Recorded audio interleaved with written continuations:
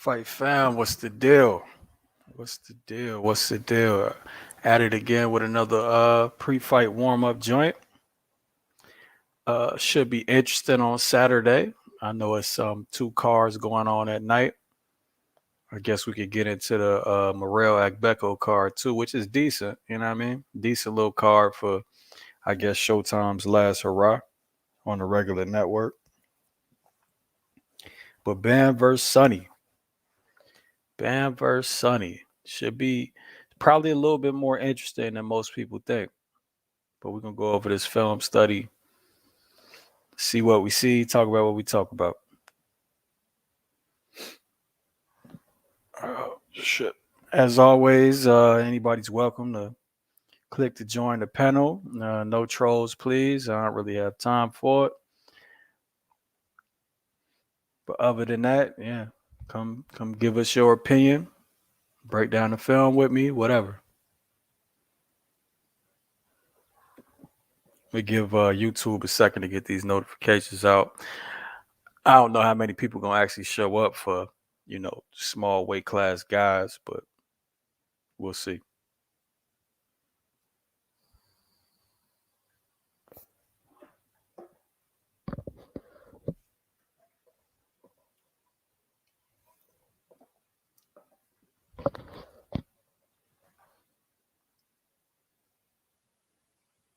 Everybody shy. Let me know you're in the building, bro.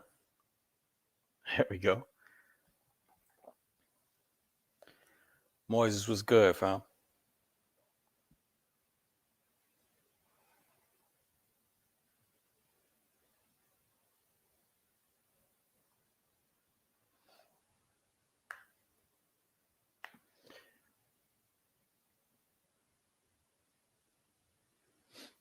Charlie Palmer, what's happening?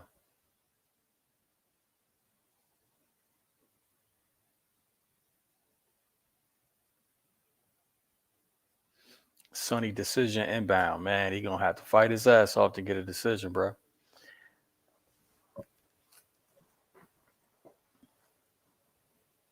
Think he's gonna have to be damn near, perfect for at least 8 rounds, and then the other four he's just gonna have to do well enough to not make it look brutal. You know what I mean? Scuba Steve was good. Ezekiel was happening. Class in session. Facts.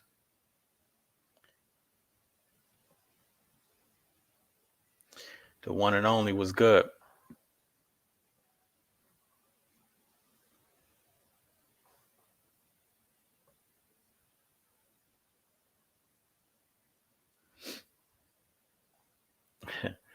Folks leaving comments on the Patreon page. I see you was good. Andy Bell was happening. All right. So again, not expecting too many people to show up to this for the lighter weight classes. So we can get it started, man.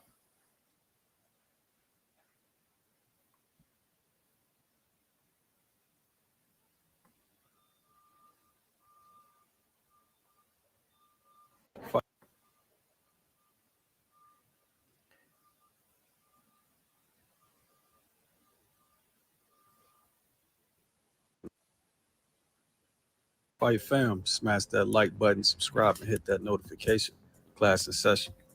Unbeaten WBO flyweight champion Bam Rodriguez takes on unbeaten IBF champ Sonny Edwards December 16th in a unification bout at the Desert Diamond Arena in Arizona. Somebody's O has to go. Let's get into it. Tony, what up? Darius was good. Hoodie AP was Sonny good. Edwards is a switch-hitting slick fighter who we have seen at least hold his own at all ranges. But when Sonny is matched against opponents with proven power, he tends to utilize lateral movement, making it hard for his opponents to set his feet. Sonny will either set up disengagement traps for an opponent with imperfect footwork or lacking awareness of distance, or will simply move to reset.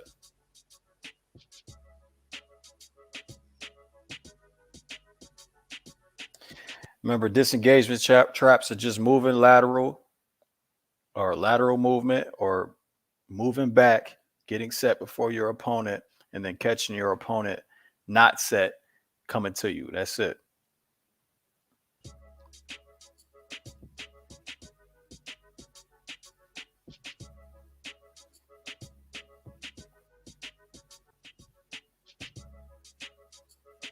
Bam is known as a fighter who mimicked Vasily Lomachenko very well, seeking advantageous positioning with dynamic footwork to angles when an opponent gives him equal positioning or is aggressive. However, when given lateral movement and distance, Bam tends to forfeit the angles in favor of far more aggressive come forward style, where he now has issues with his footwork by closing distance. It just so happens that Bam's last fight featured an opponent who utilized plenty of lateral movement and also switched stances from time to time, so we got a good look at his tendencies against the style. Juice, what up? Gus, what up? Coach, what's good? What's going on? Chilla. Just looking at a whole lot of cross-stepping, cross-walking. I mean, yeah, just a whole lot of it, fam. He did that shit all fight. Can't do that shit against Sonny and expect to have that much success. Right.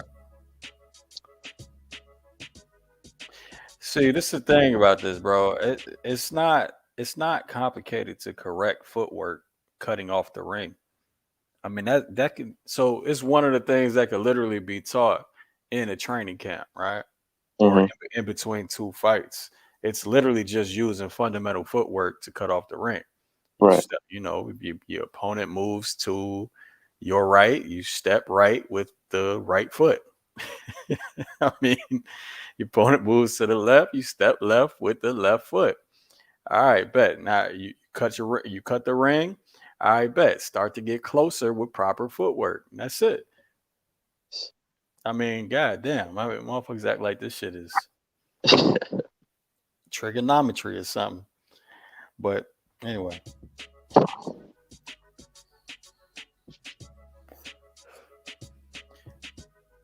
All right, I say it like this. I understand starting the fight off how you want to start the fight off, right? Mm-hmm. Maybe the first half of the fight, you know what I'm saying? Your opponent's using lateral movement. You wanna follow him or whatever. But look, when you see it's not working to the effect that you want it to work, why not just start using fundamental footwork? Unless you was really never taught it somehow, which is almost impossible. I mean, coach, bro, do any of your fighters not know how to step laterally?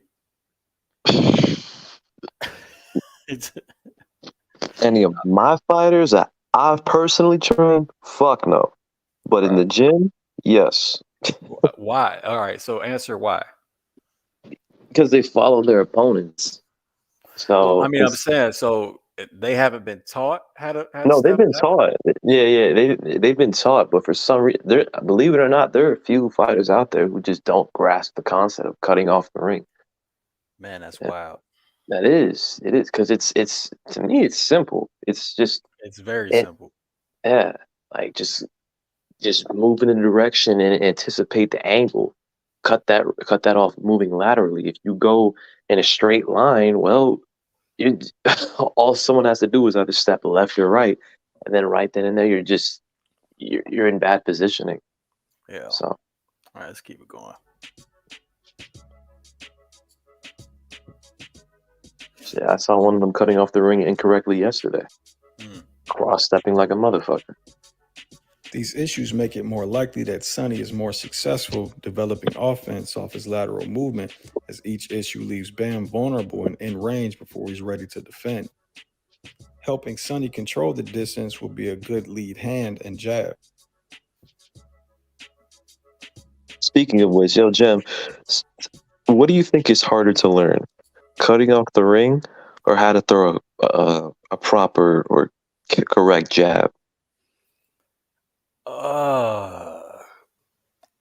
See, I think they're both pretty simple, right? But I would say the jab.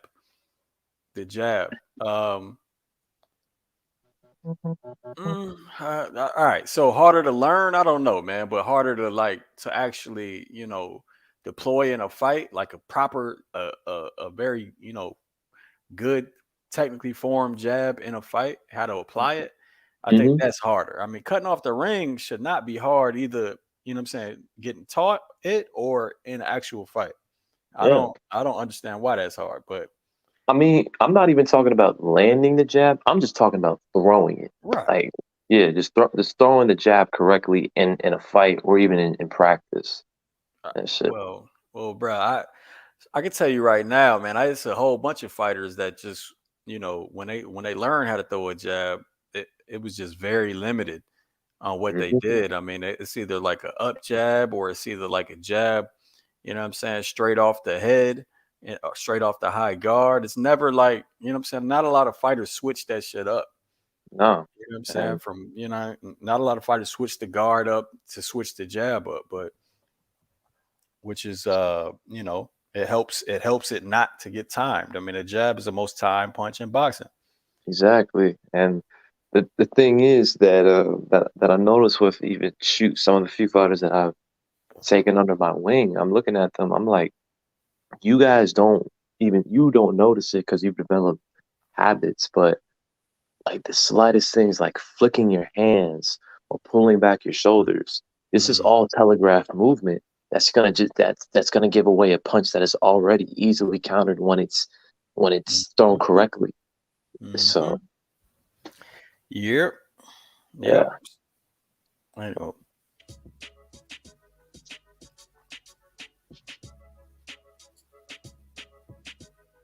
Bam typically utilizes a high guard, which on its own is simply a thinly layered defensive system.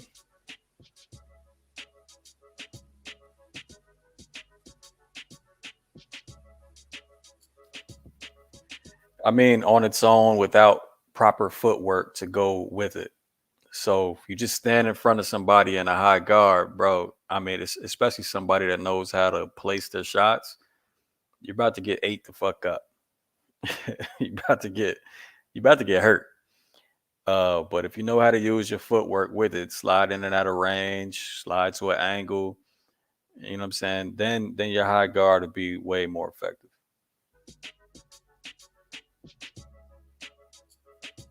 Sonny seems aware of how to take advantage of high guards as we've seen him occupy the guard with jabs or probes, then attack the body with power shots. He also has a high level long range peel game with the lead hand that clears the guard for the subsequent backhand.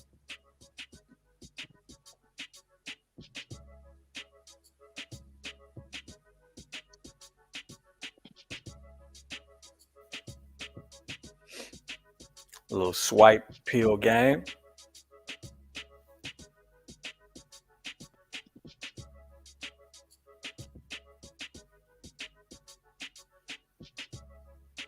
Sonny isn't unfamiliar with using dynamic footwork to achieve angles either, and especially when his opponent has his hand stuck in a high guard.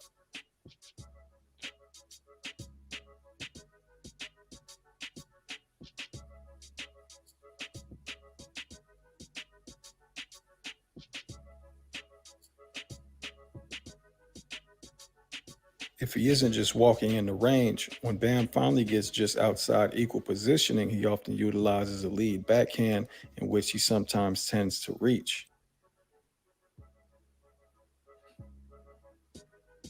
Or a single jab with the full step. The full step in on a single jab is a riskier way to close distance because the jab is typically the weakest punch while also being the most counter punch in boxing. And the step in means you're stepping in range of your opponent's power. Bam is aware of the risk and will use controls or cover up immediately in the high guard most of the time, which, as previously stated, isn't exactly ironclad. His last opponent was able to counter the penetration steps with a myriad of strikes and combinations. I swear, I feel like I explain this shit in every video I do now. Everybody got So the same issues. yeah, that's how I feel about talking about single shield problems. Yeah. They steadily getting hit by all the same issues too. Yeah. Like people keep saying, make a Haney tank film. I'm like, why? He found most of his success with body shots around the elbow of the guard. Nothing has changed. Yeah, I don't understand. All right, well, we'll talk about it after. Yeah.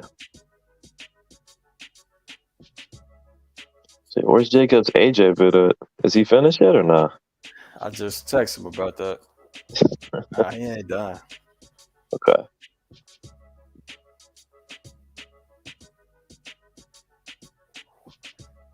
I'm working on a new film study as we speak. Being more of a pure boxer than anything else is a great counterpuncher that will be looking to take advantage of any mistakes Bam makes while trying to close distance.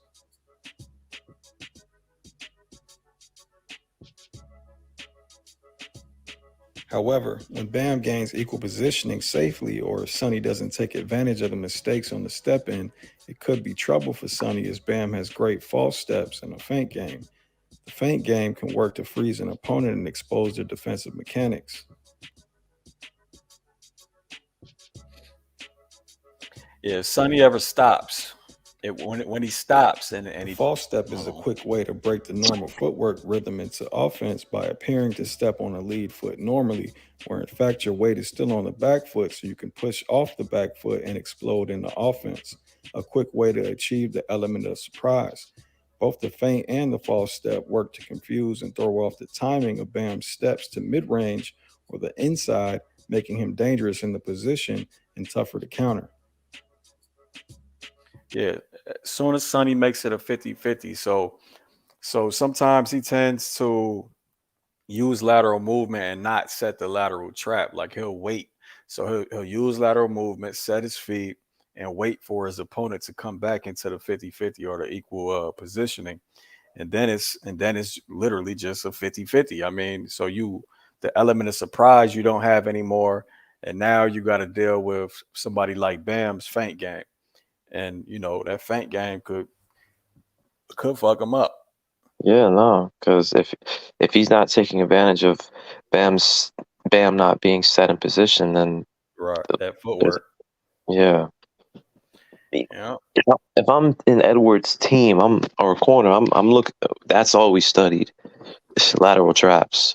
Yeah, for sure. Oh yeah, I mean for sure. But I mean this is the hard thing about film study analyst predictions, right? We're not on it. I mean, unless we're on the team, we don't know what they're gonna do. You know what I mean? Like, I've heard some crazy shit about Regis's game plan that I never would have thought they would have thought. You know what I'm saying? Or they would have thought would work. Right. And obviously, we saw what happened in the fight. So never in a million years could I get that on a film study because he ain't never done it before. You know what I mean? No. If ain't no film on it, ain't no film on it. But yeah. So we ain't on these teams. So predictions when you're not on the team, you don't know the game plan, you don't know the strategy. It gets tough. You know what I mean? These will never be 100% ever. I mean, but you said this from the very start. We're not in the business of making predictions. That's for the fans. Yeah. That's the fact. I couldn't care less. Exactly. That's the reason I bet. Yeah, that's the reason I bet on fights, fam, just to have some interest in it. Otherwise, it's just film. Yep. Let's keep going.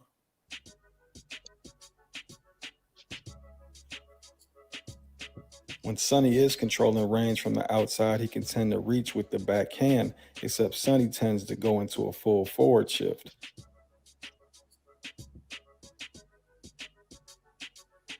Then, the lack of feints has seen opponents time Sonny's jab from either side.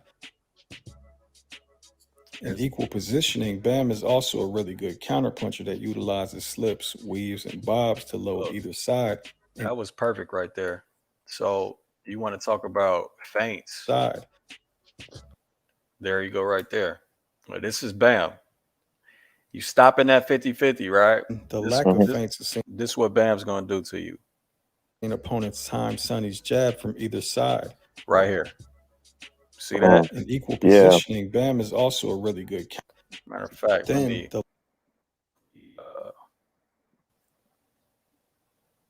slow it down a bit.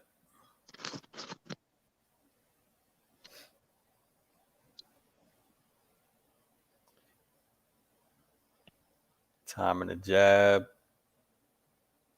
Here we go. Feint drew out the jab or uppercut. Backhand comes in clean. That's definitely Bam's game. All right.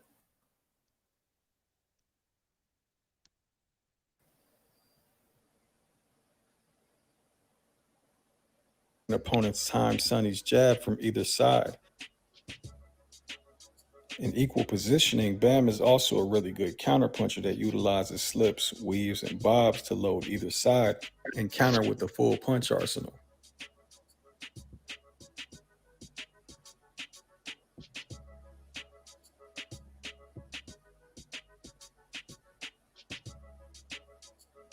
Sonny predominantly fights with the low lead hand. If he isn't careful controlling distance and using lateral movement, he can fall victim to Bam's feint and false step game. What was that haircut? Little guard manipulation right there. Even when using non-fundamental footwork, when Bam cuts off the ring, he has shown he could be dangerous while dealing with lateral movement, cutting off escape routes with power punches, especially over low lead hands. When pressured, sometimes Sonny tends to back out in straight lines, often ending up on the ropes. Typical issue from someone who likes to control distance. Embrace the embrace. He also has moments where he defaults to an active high guard. Embrace the embrace. Both tendencies lead him to give up range. Again, Sonny can hold his own mid-range to inside. However, the range isn't his best, and giving up the closer range also means it becomes more likely Bam could open up the rest of his game, which is primarily angles.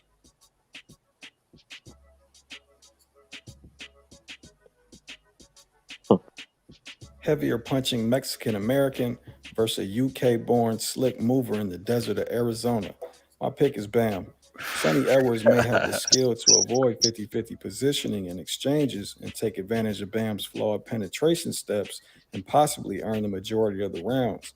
That's likely to be his plan against the bigger, stronger puncher. However, I think he would have to have a near-perfect fight to pull that strategy off and earn a decision win in Arizona. It's possible, but not probable. I'll probably bet Bam by decision. I have to take a long look at the tendencies of the selected judges when that info comes out to consider betting an Edwards win. Right. So everybody understands that. So what percentage would you have this fight anyway? 60-40 Bam. Okay. I mean, again, I'm, half of it's not half of it, but a piece of it is definitely, since it's in Arizona and he's going to be the crowd favorite. Right. But in a neutral setting, how would you have it, in your opinion? In a neutral setting, it'd be close to even, but I still favor Bam. Okay. Again, fighting with lateral movement and using lateral traps in an entire fight, it's hard to do that perfectly. You know what I mean? Yeah. Like, it's really hard to do that perfectly. If you slip up, it's more than likely that your pursuer is about to land a more significant punches of the round because you haven't sat down on anything, really. Exactly. You know what I'm saying? As soon as the momentum changes in favor of your opponent and they're teeing off on you and just working you to either to the body against the ropes, like just like that, you lost a round. Yeah, and I was saying, embrace the embrace. Look, if you're a fighter that utilizes lateral movement like Sonny does, and you're, you know what I'm saying, you don't want to clinch, it's gonna get tough for you on the inside, bro. It's gonna get tough. So clinching is a part of controlling distance, man. I Of mean, course. it just is what it is. You know, if your fighter, if the fighter you're fighting is best on the inside or better than you on the inside, why would you ever want him to fight at his range? You're supposed to be making your opponent uncomfortable. That's supposed to be the name of the game. You know what I'm Hmm. saying? But yeah, we'll see what he actually does. You know what I mean? If he doesn't clinch, shit, getting that points win is gonna be very hard. Yeah. You know what I mean? And Sonny's not really known to be a big clincher either. I mean, he does it sometimes, but you know. Which to me is odd for a fighter who controls distance as often as he does. I feel like that would be a staple to his game, like to just And on top of that, to have the lack of power that he does. yeah, like for you not to be hitting that hard, if like as soon as someone, why on earth would you want to engage in a 50-50 for where typically the guy on the other end is hitting harder than you? Right. Yeah. Mm. Yeah. Beats me. So if Bam does win this weekend, you think like obviously it's just an opinion, but do you think he would have an argument to be top 10 right now in pound for pound? Well, that'd be so it's not often that you get a fighter that drops down in weight that gets praised for pound. You feel me? Yeah, Like but to be fair, the reason why he's dropping down is also because he moved up 2 weight classes. right, but Yeah, and he's dropping down to the weight in between. yeah, I guess, but still, it's like, all right. So does he gets more credit for Sonny than he does, Rung Basai and Quadras at 2 weight classes up, like that shit. So Bam is the favorite in this fight. You know what I mean? very I don't small. I mean, I very don't very small. know if he was the favorite versus Rung Basai. He was actually he was Was he? actually a side bowl. He was like a 4 to 5 to 1 favorite against Run He was the Kasai. favorite versus Quadras too. Quadras, I don't remember. I don't remember if he was a favorite. But I think if he was, I'd be surprised considering he was a 1 week replacement. Well, look, it was a lot of people worried about Bam for that Rung Basai fight. Yeah, me included.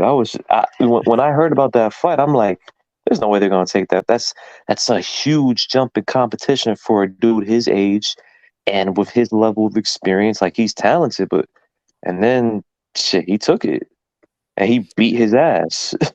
Yeah. No, So but me, I would consider Bam on somewhere in those rankings, the pound for pound rankings. I mean, I think we already did when we did what, 15? yeah, yeah. Right. So No, I had it. so Yeah, 15 for sure. But my thing is, like, when I was making a 10, my heart, like, I was able to get 1 through 9 pretty easily. But for 10, I had a few candidates. I had Ioka, I had Bam. Um, I could have had. I used to have Navarrete, but after his performance, I can't put him like that. And I'm trying my best not to put Tank in that mix. So real quick, Nelly content was good. Dorian, what up, bro? Uh Striding Hermit was happening. Andy Bell was happening. Appreciate that, man. Thomas Hill was good. Carlos was happening. Amari was good. James Rodriguez was good. DJ, what up, bro? Pizza Boy was happening. Appreciate you, fam. Chinchilla was good. Was good, everybody that came in, man. Cheyenne, I see you. What's up? But yeah, anywho. How you got the fight? I mean, no, I pretty much felt the same with you. I thought the fight, like you said, was. I think it's pretty much. I have it like 55-45, Bam. Because the thing is with Sonny Edwards, it's just that I don't think he's going to be able to get enough respect for his lateral traps will be effective in landing and boxing and moving, but at a certain point in time, Bam has the ability in terms of being a counterpuncher and having a feint game for where he can either bait out his lateral traps and counterpunching to set him up and put him in that position for where he's engaging in a 50-50. And if it's a 50-50, I'm picking Bam to beat Edwards in that every time. Yeah. Nah, I mean, if it's a constant 50-50, shit, Bam could get the stoppage. Exactly. I mean, he could land something. He could land something ugly to get the stoppage. I mean, we've seen Edwards get touched up by lesser opponents. Yeah. In those exchanges. I mean, shit, his last fight. Yeah, but no, I would slightly favor Bam. I mean, that's me taking out the other intangibles, that being where it's located and everything else. If it's that, I'm flat out favoring Bam 60-40. But if it was just a neutral position, I would still slightly favor him. But I would. It's not a stretch to call this a 50-50 fight. Nah, it's not a super stretch, but I mean, shit, if you feel that way though, shit, you might as well bet on Sonny. Exactly. Because the odds are pretty wide, I believe. Really? I thought the odds were damn near dead even. Nah. Let me check real quick. Yeah, last I checked, Bam was an incredibly small favorite. Let me check it. Matter of fact, I'll check on here. Show y'all. Yeah, I mean, Bam is a favorite, but he's what, barely a 2-1. So really, yeah, 2-1. I thought it was way wider than that. It must have shrunk. Shit. In fact, now I gotta check where I got it at. I think what was high. I think the if you bet Bam by stoppage, I know, it's like I know I got better than 2-1 because I bet was my bet was Bam by decision, hedged by Sonny by decision. I mean, just Bam by decision is incredibly small. Actually, that's a -110 at least on this site. Right. But Bam that's by what they think's gonna happen. Yeah, Bam by knockout is +475. So. See, where is that? Where is it?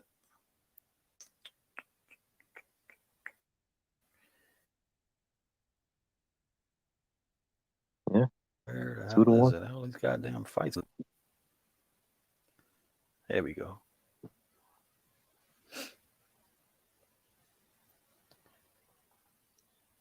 All right.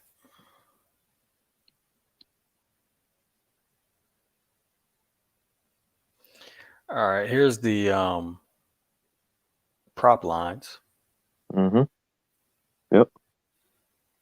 But you say the money line is slight, huh? Yeah. Yeah, that's wild, bro. Let me see what I had it at.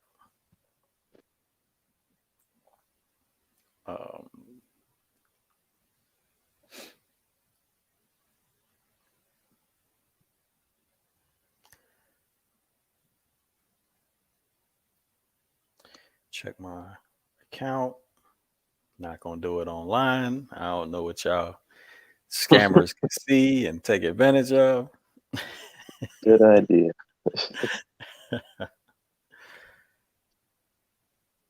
Okay. All right. So it didn't move. It didn't move that much. It got wider. It got wider. It was what? Because I remember it being close to a 50-50 on the prop line. Hey, you know what? That's so crazy. I was thinking. Yeah, I was just wrong on these. I didn't remember because I did it so long ago. Mm-hmm. Yeah, I did it. Shit, I made these bets October 30th. Well, like when this shit was first announced, I remember Bam versus Sonny. Those odds were as close as Spence Crawford. Man, bro, they are totally like everybody that did that poll. Man, they totally the odds makers are totally off base from the fans, but maybe it's because the fans aren't as familiar with Sonny, I guess. I mean, well, both are undefeated, and Sonny hasn't really had a bad performance. Bam has been getting hit frequently. Bam's on what, 2 consecutive lackluster performances, got hit a lot and whatnot. So I think they're probably thinking, nah, that's wild. Man, bro, they ain't nowhere near the odds, fam. Nah. This is interesting. Yeah. Hey, man. Yeah, that's very interesting, fam. Yeah, they got it 4-1, but I mean, if it's up to y'all, if it's up to the what? How many people? I think it was like 2,000 votes. damn. The 2,000 people that did this, y'all should be betting big money on Bam because the odds sweet. Mm-hmm. The odds sweet. I mean, just on a straight up win, you can. It's like what -200, not even. And a straight up knockout is plus. It's almost plus 500. Right. Yeah. Shit.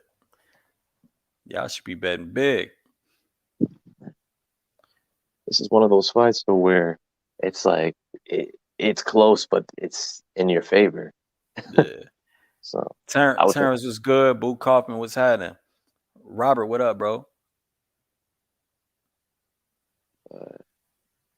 shit. Oh yeah, I heard I heard Bam, or at least an article say that Bam after this fight with Sonny, if he's victorious, he wants to go back up to 115 Mm. and possibly potentially challenge Estrada. Right, because his brother retired, correct? Yeah, his brother Yeah, retired after losing right. to Yoka. So he wanted to, he wanted I thought they was having a rematch. He retired before it, right? No, they did have a rematch. He lost the Oh, he rematch and lost then the retired rematch. after. I Yeah. got you. I hmm got you. So he's just what, Bam's coach or some shit? I don't know. I don't know where he is, but I mean, if Bam goes to beat Sonny and then moves up to 115 to challenge Estrada, I don't even know what the odds for that fight would be for Estrada Bam. Hmm. Because you have Estrada who's Estrada Bam, bro. That's oh man, it's hard to favor Bam in that. yeah, but at the It's same hard to time, favor Bam. but at the same time, Gems, if Estrada hasn't fought between now and then, it's kind Yeah, of how long has it been? it's been over a year since Estrada fought. He fought last Oh September. shit. Nah, that can't be his first fight back. hmm If that's his first fight back, I feel like the odds makers are gonna have hell picking that fight. Hell So yeah. Yeah, I would definitely call it. I don't think I would favor Bam still, but I definitely call it a 50-50 if it's his first fight after whatever that long ass layoff. hmm Because Estrada's damn good, man. yeah, and I feel he's more versatile than Bam. You know no, what I'm I saying? agree. But from what I heard, the fight with Ioka failed, and I'm pretty sure talks for a Roman Gonzalez fight didn't go anywhere, at least a fourth one. So I think that's why Estrada is on the shelf this year. Right. I'm tired of getting disappointed in that. I'll be having an opposite scorecard and shit. Like, nah, I, man. I had Bam got two to run back it to back. back. It's Yeah. 2-1, 2-1 Estrada. Let him have it. Oh man, the third fight I had a 7-5, 7-5 Roman. The second fight I had an 8-4 Roman. Right. Second fight I was pissed. Yeah. Nah, I definitely thought that was a robbery, but it hmm is what it is, man.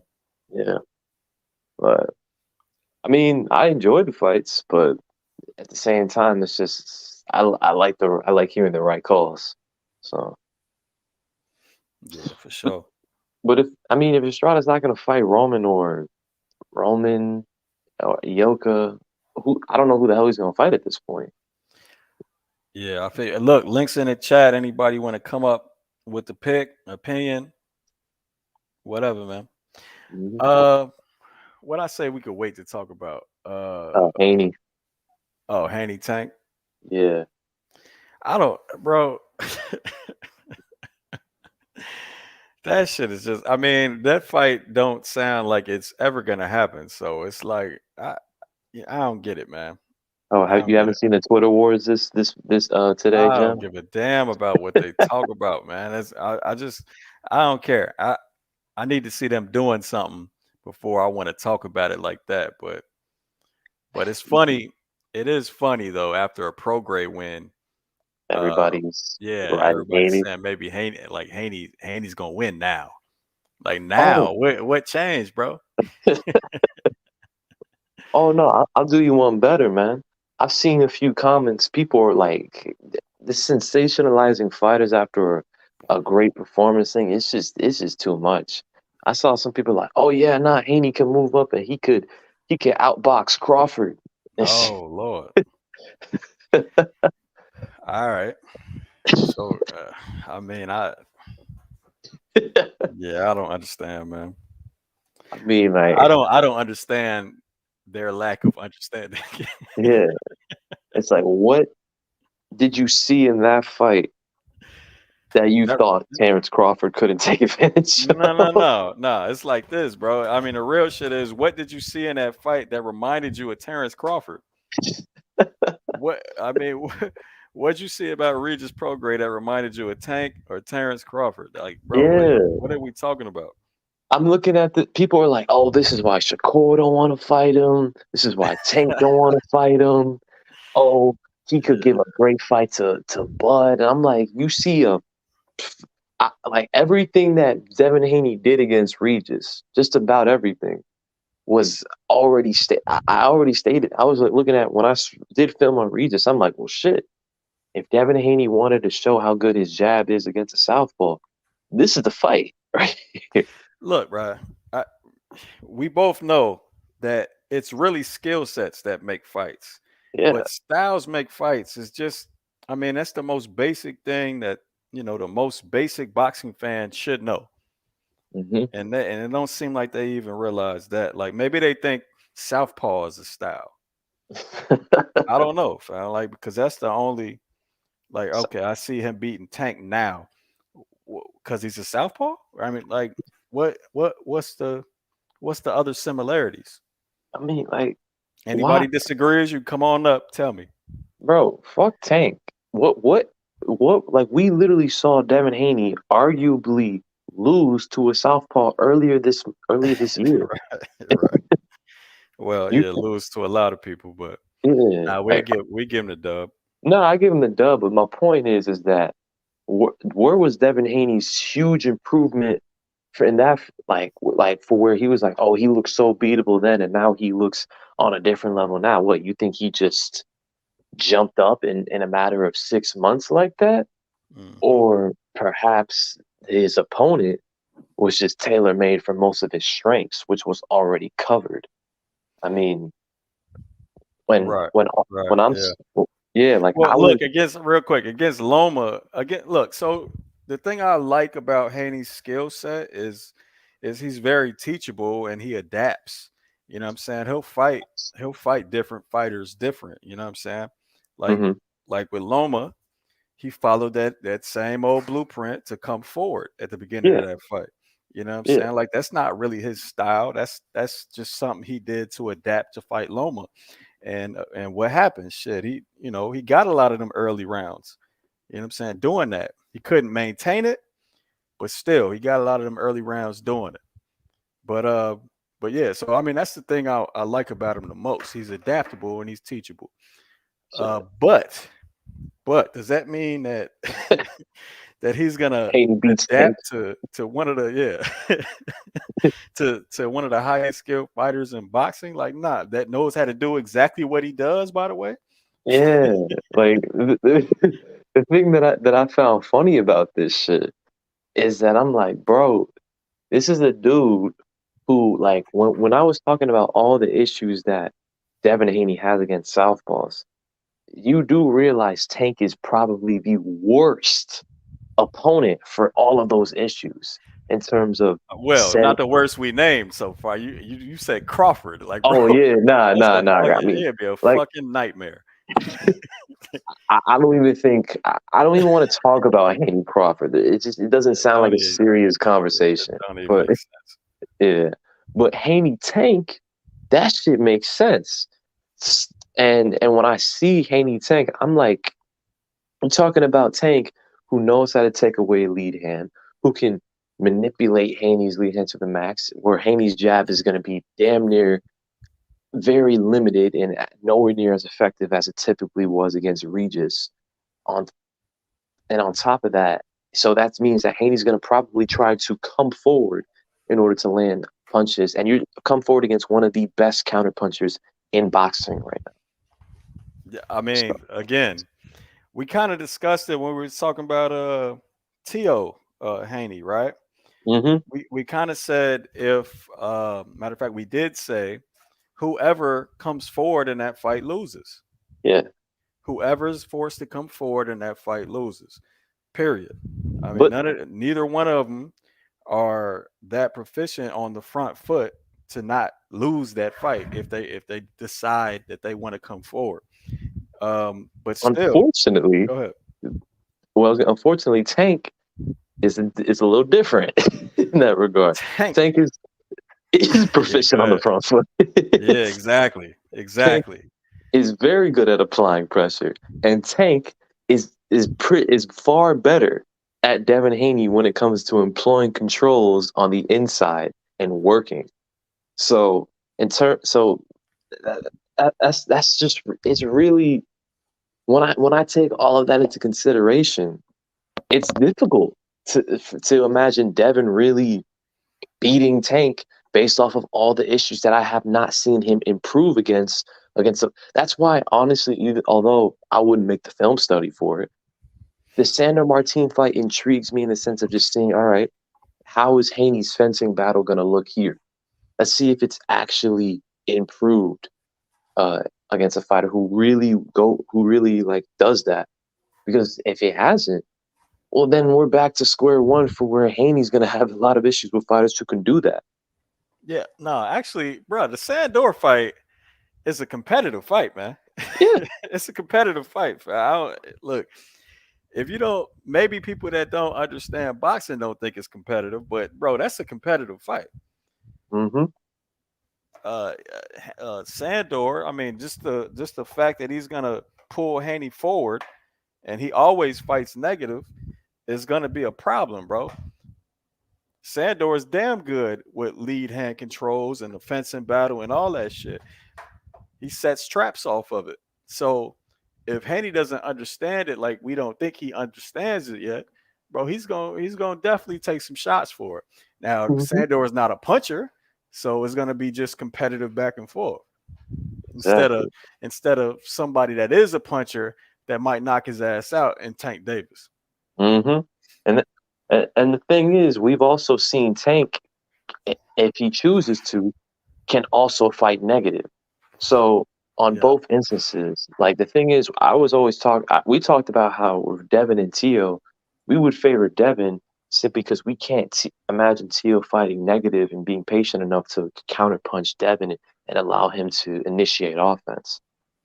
I think Tank is perfectly fine playing negative against for Devin, at least for a little while, unless he falls behind and whatnot. Well, we've seen it. I mean, we've seen it, bro.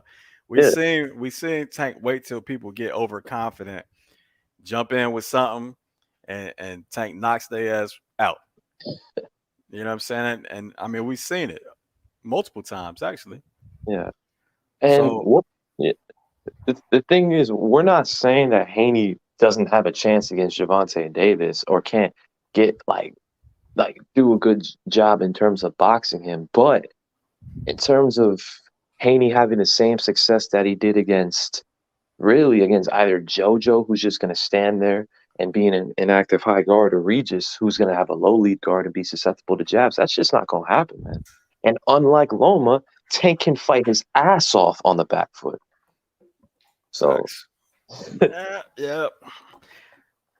I definitely Tank is more skilled than Devin Haney. Oh, come on, more skilled. More skilled. Now more keyword. Haney is better. I would say Haney is better skilled off the back foot and using lateral movement when it comes to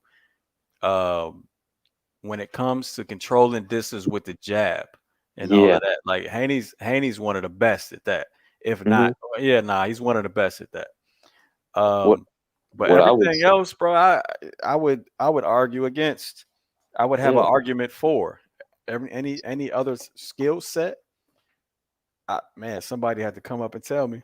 Because what I was gonna say, because you just said Haney was better off the back foot, but then you got very specific. Because I was gonna say, it's very specific. Because he's not a better counterpuncher off the hell back. no. I was about to stop right there. Like, if we're talking about counterpunching, it's not even close. So. Nah. No, it's not, man. But or at least, you have to show and prove. He ain't showed it so far. Nah, I mean, yeah, against a very good counterpuncher, not Tank though. I would love to see the fight though. But now, with all that said, talking about Tank's skills, bruh, I can't stand how that dude is moving. No, come on. It's like, man, I don't even want to make a film study about him again. Like, when's the last time you? Oh yeah, you did for Ryan. Yeah, for Ryan, right? Bro, unless he fights somebody I wanted to see him fight, bro, I don't want to make shit about him. I mean, well, first off, I mean, if the dude he's fighting next is who we think, you're not going to make a film study on that regardless because you already have one on Isak Cruz. Oh, I'm definitely not making that. I'm not doing shit on an Isak Cruz too. We'll watch it. We'll watch it. I'll live stream it, but that's it. Yeah. But I mean, I'm hoping that it's maybe a Tank versus Zepeda. That would be interesting. I would like Zepeda, that. Yeah, I do that. I take that. I mean, that's a top contender. Yeah. That deserves a shot at some point. Yeah, I take it. But I mean, I'd much rather Tank fight champions because that's what we've been missing. I mean, Tank is really at this point. He should, if he isn't already, he should be elevated to full champion at 135.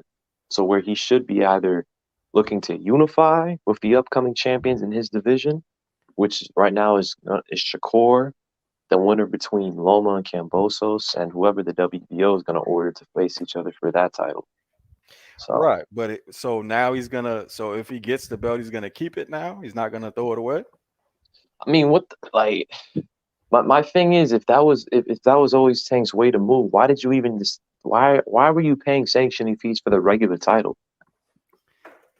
That's but he could have had a title shot though. So that's what I'm saying. It's like, I don't know what they all found. I really don't.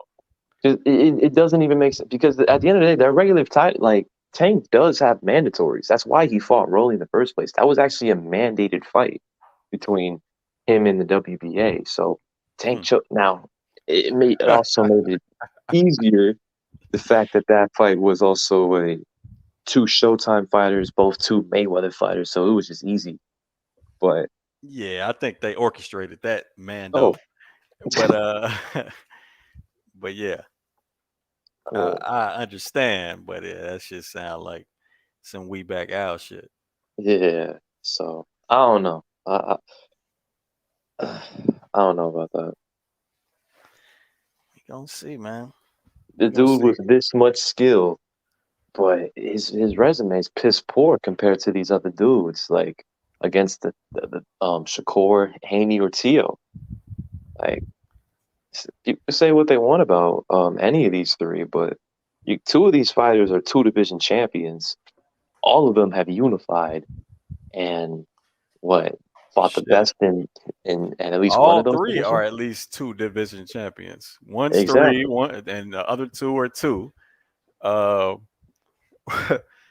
all three unified. Right. Teo fought and beat both lineal champions at 135 and 140. Haney beat the second runner up and beat the former, you know what I'm saying? Beat the dude Teo beat is on paper. But yeah. Tank can't say the same right now. Nah, man. Like, to this, like, can we honestly look at Tank's resume and say he has fought? Like, I'm looking at Tank's resume at 135, and people are gonna feel some type of way about it. Keyword 135. Right. Tank's next fight is Pitbull rematch, Rolly rematch, or Ryan rematch. God damn. But it'll get to the point where I wouldn't even pay attention to that shit. Gems, if you compare Tank's run at 135 to Shakur's 2 fights, who would you say right now has a clearly better resume? You said Tank? Tank and Shakur. Tank's Just had at 135? just at 135. Mind you, that was so Tank would it? be Was it's Gamboa? Gamboa, Yeah. it's Rolly, Isa Cruz, and Hector Garcia. Oh, wow. And Shakur is Yoshino and Edwin De Los Santos. Man, it's about the same. Exactly. That's a problem. It's about the same. I mean, if Hector was a 135 dude, then obviously he'd get all the credit in the world for that. But he's not. Yeah, Man. Hector was a guy who moved up 2 weight classes in less than a year to face Gervonta Tank Davis. Yeah, and at least he was a champion, but just wrong weight class. Gamboa was washed. Like, we're not even gonna act like that's not the fucking case. And we have Rolly. His best opponent at 135 is Isa Cruz. And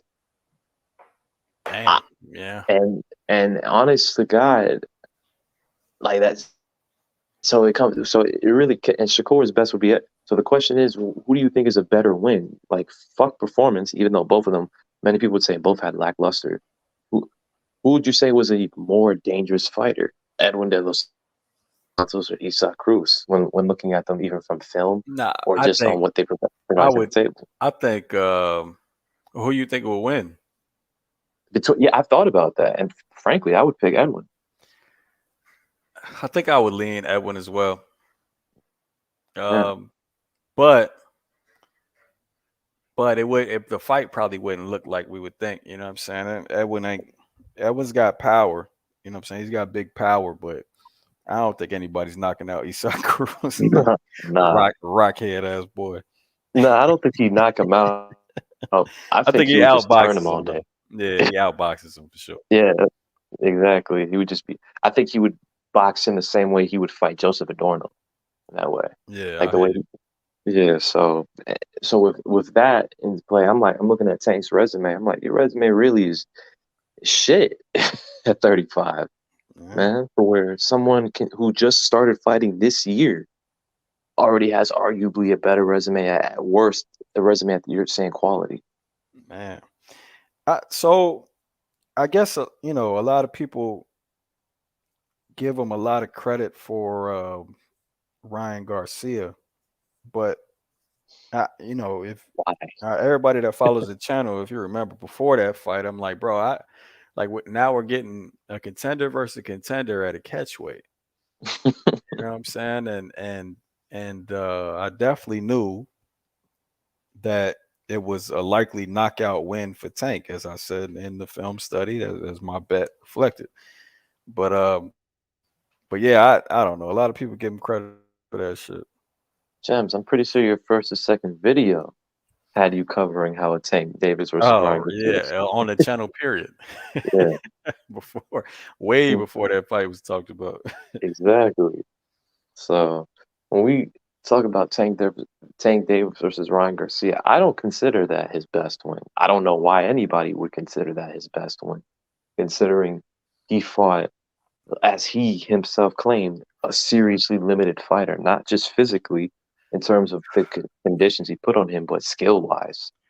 All right, what y'all talking about? Let's see.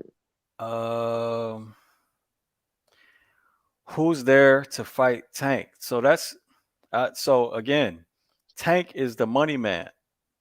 Tank could pick and choose whoever he wants to fight.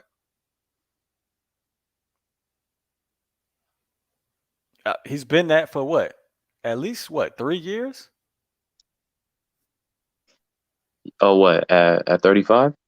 No, I'm saying like the cash guy at that between since 130 and 140. He been the cash guy since Leo Santa Cruz. Right. And when was that? That was 2020. 2020, right. So damn near, you know what I'm saying, going on 4 years, he been the man. So it'll be on him to call for the fights because he is the A-side dude. He got to send out the contracts, fam. I mean, Bro, at this point, if your goal is to make the most amount of money and and whatnot, who can you really maneuver? You see, with Canelo, I feel like Canelo still has a few methods here and there. There's still a Munguia and this and the third, for which still could set. But like for Tank, bro, at 35, it's Shakur or Loma, and if you're fighting at catch weights at 40 or whatever, it's really Devin T or Ryan again in terms of names. Anybody else is a contender, and they have a much smaller following. Mm-hmm. Like we saw how the Hector Garcia fight did. It did terrible numbers because no one knew who the fuck Hector Garcia was except for a few boxing fans. Us. Yeah, And a few of y'all. it's Yeah, it. Carlos, I agree.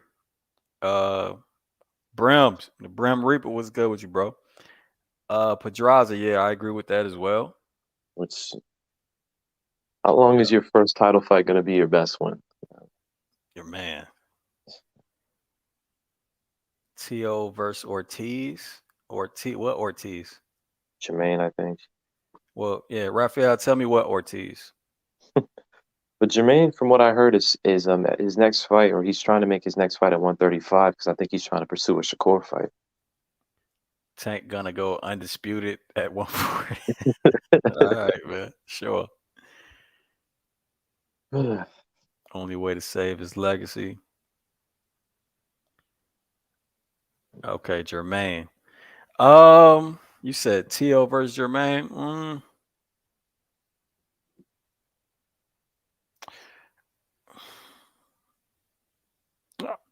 Yeah, I think it could be competitive for a few rounds. So Teo gets his timing.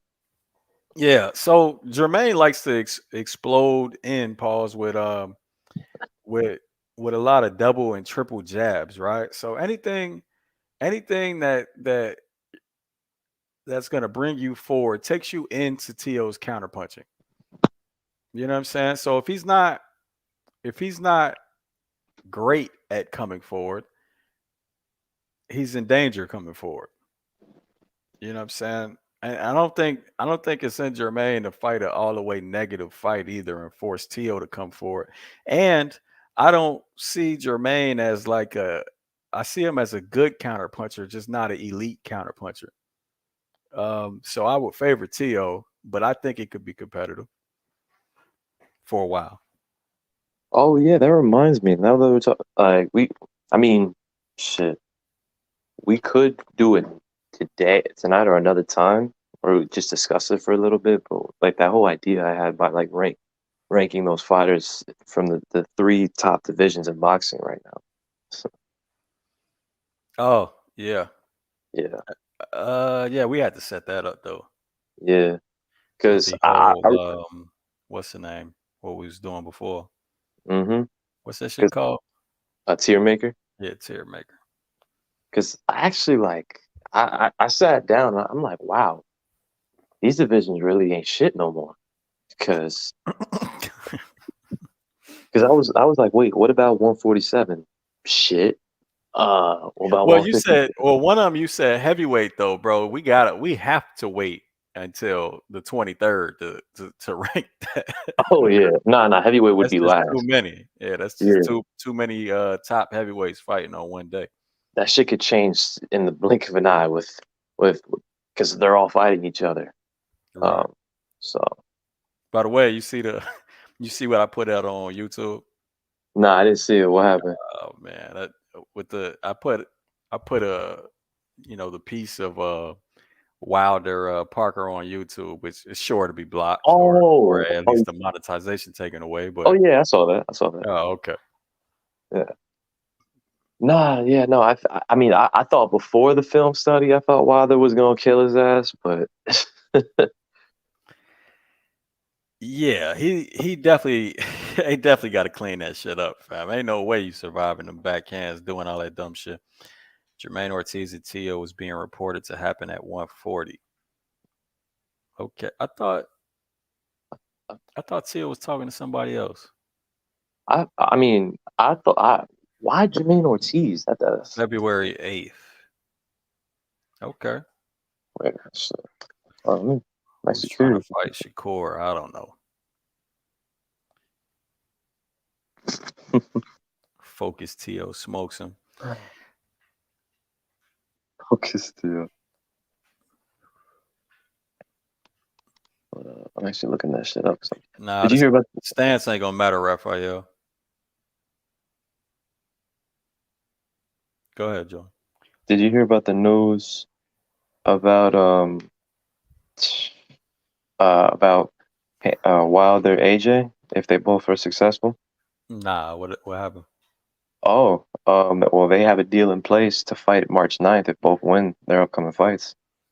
Oh, okay, cool. Yeah. Cool. I knew they was doing like a tournament style thing. Yeah. And I'm sure there's backup plans on that to fight somebody else that's on the card. Mm-hmm. Right? Like Yeah. like whoever wins on the card is probably part of the backup plan. Yeah, so I mean, shit. So we have Fury Usyk in the middle of February, and we got Joshua Wilder if both are successful in the beginning of March. So those are two very big fights on 2 months that are typically slow months for boxing. Bro, I still don't believe the Fury Usyk. I'm gonna have to start seeing some promos and shit, like some real money getting put into it. I mean, damn, James, you saw the poster on Top Rank. You saw the press conference. Man. Nah, let me see the money. I mean, I heard the money that was being thrown at that fight. These guys, I don't know how they could afford it personally, because there's no way this fight is producing that much money, because this fight isn't being promoted like that. Clarissa Shields smokes all these dudes. Did you see that clip of her recently? Yeah, I saw that weak ass shit. God damn, what type of dude would do that? Like, bruh, let me hold on to this for 6 years and put it out like a flex. Like, god damn, bro. What was you thinking? Who sent you off? Hopefully, maybe I don't know, maybe he monetized it somehow and it's gonna make him some money and he needed some money. Hopefully that's the case, bro. Because if it wasn't that, fam, you was just waiting to shit on a female boxer. Nah, not a female. He knocked out the quote. Yeah, he knocked out the quote. You gotta run that back, bro. He and quote, not goat. Well, to be fair, this was during the time where Clarissa said she would be Triple G, Keith Thurman, all them. Nah, she wasn't saying that shit 6 years ago. Nah, she wasn't. She was saying it recently, and then this shit came out. It's just right. She said Triple G recently. Like, how does that make sense? Oh, and Joey's gone. There he goes. Yeah, how does Triple G recently make sense? I have no idea. That dude's retired, eating out of vending machines right now. You seen that, man? No, I haven't. Why? Does he look bad? Oh, that dude fat as hell, fam. You ain't see that shit, bro? Oh, I gotta show you. I mean, bro, after he got that Canelo fight, I'm like, oh, he's done. That's his retirement fight. I don't care if Triple G wins or loses. He's not fighting after that shit. Man, when I heard people were saying, oh, there's reports of a John Ryder fight, I'm like, why would Triple G at 40 years old fight John Ryder? That shit don't make sense.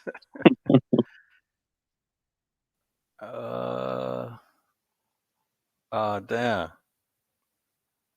What them pictures at?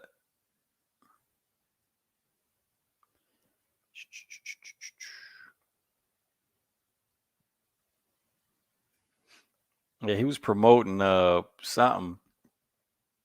I think he got like a soft drink or some shit, an energy drink. I remember seeing him in a big jacket.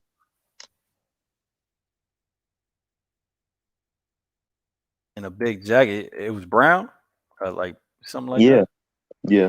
Yeah, fact, you couldn't tell how big he was. I mean, it was a big ass jacket. I wasn't sure if that was just him or if that was just a Oh, big that ass. was him. That was Oh, him. I done seen multiple angles. I can't find shit now. Wow. All right, fuck it. I'm done. I ain't gonna search that hard for I don't see no news on no Teofimo Lopez, Jermaine Ortiz shit.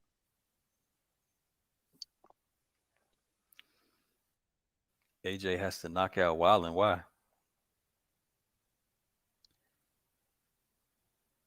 Is he gonna get slept if he don't? Is he? Wildin'. Why we Oh, figure? Wallen. I thought you said Wilder. Uh, Oh, what? Oh, wait, never mind. I just see it now. Lopez versus Jermaine Ortiz reportedly finalized on Thursday, February 8th in Las Vegas. huh. The Brim Reaper was good with you, bro. What's going on, Jim Lampley? I figured I'd pull up for a hot second. Man, what's up, Joey? How you doing, bro? What's going on, man? I can't call it like 4 alcoholics. Just when you said I didn't see anything on the TO Jermaine Ortiz, Mike Carpenter reported it like 30 minutes ago. They're looking at February 8th, 3 days before the Super Bowl, because they've been saying that for months. They was looking at TO fight before the Super Bowl. Yeah, no, I knew that for sure. And they initially was talking to Ramirez, but I guess I don't know what happened in regards to that. But they're looking at Ortiz, and I knew Ortiz was going to probably move up to 140. He's had a tough time making weight. And I think it's a better fight, in all honesty. I mean, I just like the Ramirez fight because Jermaine Ortiz ain't really done shit. But Ramirez, one, he has a damn good resume. Two, he's a former unified champion at 140. I like that fight. I like the Ramirez fight, actually. Yeah, I like it. I like it better than Jermaine Ortiz. Stylistically, why do you like it? Why do you like it better? Because the style of Ramirez will play right into T.O.'s hands. Well, see, not exactly though. I mean, so if you think back on that Pedro Campo fight, Pedro was getting some work off.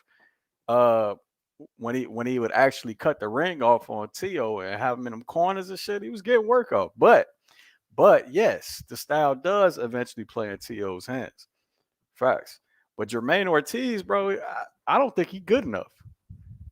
Wow, that's a dangerous statement considering Jermaine Ortiz took Loma to the limit, bro. Jermaine Ortiz is used to Loma.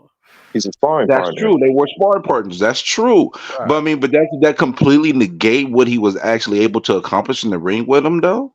I mean, if we're talking about what Jermaine, you're talking about we're talking about styles and familiarity, though. You know what I mean?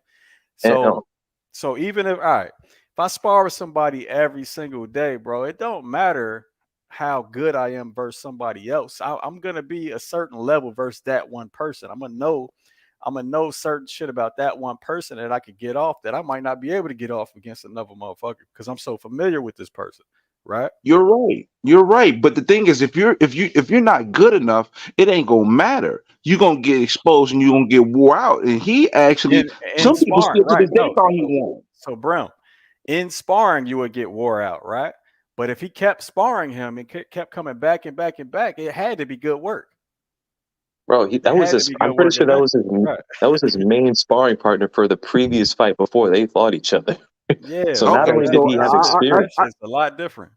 Mm-hmm. I understand exactly what y'all saying though, because the familiarity is just so, especially since it was so recent. He knew his tendencies and he was able to, have a game plan that put him in a positions to be successful. Bro, otherwise, didn't have that. Fighting somebody one time and fighting somebody 10 times is gonna make a big ass difference, bro. That's right. That's right. If we're gonna put intangibles into this mix, Jermaine Ortiz has not officially campaigned at 140 before.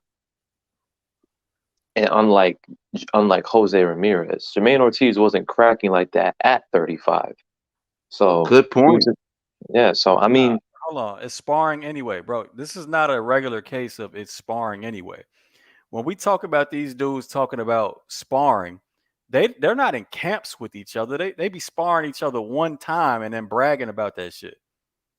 That's what they do. You know what I'm saying? Now that's more like having an amateur fight where you know what I'm saying? You got to fight who you got to fight, and there's no training camp for them, and you spar them or you fight them one time and then you go home. You know what I'm saying? So these dudes brag about that. That's when you say, bro, sparring, that shit means nothing.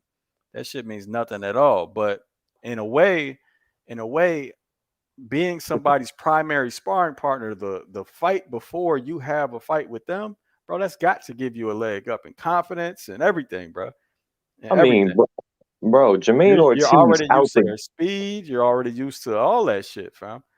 Bro, out the gate, Jermaine Ortiz showed the blueprint on how to beat Loma. Exactly. Yeah. Exactly. Like, exactly. He did exactly what Tio was doing. Exactly. Yeah. I mean, from the very jump too, from the first round, first round he was. Because in the first 6 rounds, I was like, yo, Loma about to lose if we don't get it together, man. It's like, dang.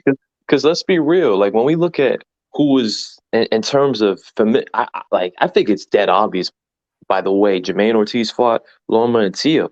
Tio fought Loma, although had a great game plan. Like, he wasn't familiar with him.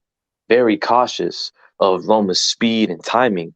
While Jermaine, he was coming in with the doubles and triple jabs. Like, he was fully confident in the fact that Loma was not going to come back with anything because he knew Loma's not a back hook counterpuncher. So yeah, Loma don't throw blue punches well on the back foot at all, man. So, I mean, the Jermaine Ortiz, and plus, man, Jermaine Ortiz looked like trash in his last fight, dog. And so, what was his last fight? I thought the fight didn't happen because he missed weight. Bad. He had another fight after that. He had another fight, and he got hurt in that fight too, if I remember. Oh man, I gotta go back and check because I don't even remember that. Oh, I'm bugging. Antonio Moran. Yeah, that dude. That's a guy who I remember Devin Haney stopping a few years ago. And that he lost to Devin Haney. He lost to Arnold Barboza. Shit, yeah. I mean, Ortiz beat him. There's no question about that. But it wasn't impressive. It was no. He got hurt in that fight. I think on 1 or 2 occasions. He also hurt the guy too. But Ortiz in that fight didn't demonstrate. He didn't make a statement. It's not as if he came out of that and people were like, yeah, he's definitely one of them future guys. No, you saw that. I'm like, okay, he's on the same level as Yoshino for Shakur Stevenson, because that was a fight that was being potentially talked about next between those two. Did he have issues with weight in that fight too? Probably because that fight I think that fight was at 135. I could be wrong. That fight was either 135 or 140. If I'm not mistaken, I remember a whole fight him not even fighting because he missed weight so bad. No, you're right. He did miss weight in that fight, but then he got scheduled another fight after that. Okay, gotcha. I must have missed that. I don't know how. I just don't remember. But not to pivot too hard, but I see y'all got the Sonny and Bam, and I'm really rooting for Sonny. I know Bam is nasty, man, but I'm really rooting for Sonny. I think Sonny is a slick black fighter, man. So I mean, you're right on one of those points. So all right, Sonny laughed when I told him that. Oh, you talked to him. I told Sonny, I said, you a slick black fighter, man. He said, who's going to tell him? I said, I know I'm joking, man, but your footwork is really going to be a key to the fight. And I think Bam hasn't fought anyone with the skill set, the IQ, and the footwork of Sonny. And I think it can pose problems, especially because Bam is younger and he got experience, but I don't think he got experience to deal with that because he's never dealt with that on that level. And I think it's going to play a significant role in the fight. Well, shit, on a lesser level, he had a hard time dealing with it. You know what I'm saying? Like his last fight showed exactly how he has issues with lateral movement. And Sonny is one of the best, man. Yeah, that's what I'm saying. That's what makes it a competitive fight. Now, if he decides to stand and trade at any point and stand in the 50-50 at any point, then that's dangerous. But I think Sonny is going to have to. I mean, because you and 2 other people said the same thing to me, and it made me say, "Oh, about Arizona, the fact that they're going to Hell probably yeah. reward pressure fighters more. So it made me say that Sonny's going to have to take a few chances. He's going to have to sit down on some of his punches, and he said he was going to sit down on some of his punches. Listen, it ain't just that. It ain't just rewarding pressure fighters, fam. It's the crowd, bro. It's the crowd as well. You know what I'm saying? If everybody's cheering when Bam's throwing his or letting his hands go, no matter if it lands or not, the judges can't see all that shit, bro. They can't. It depending on their angle, they can't see all those punches. They don't know if it's landing or not sometimes.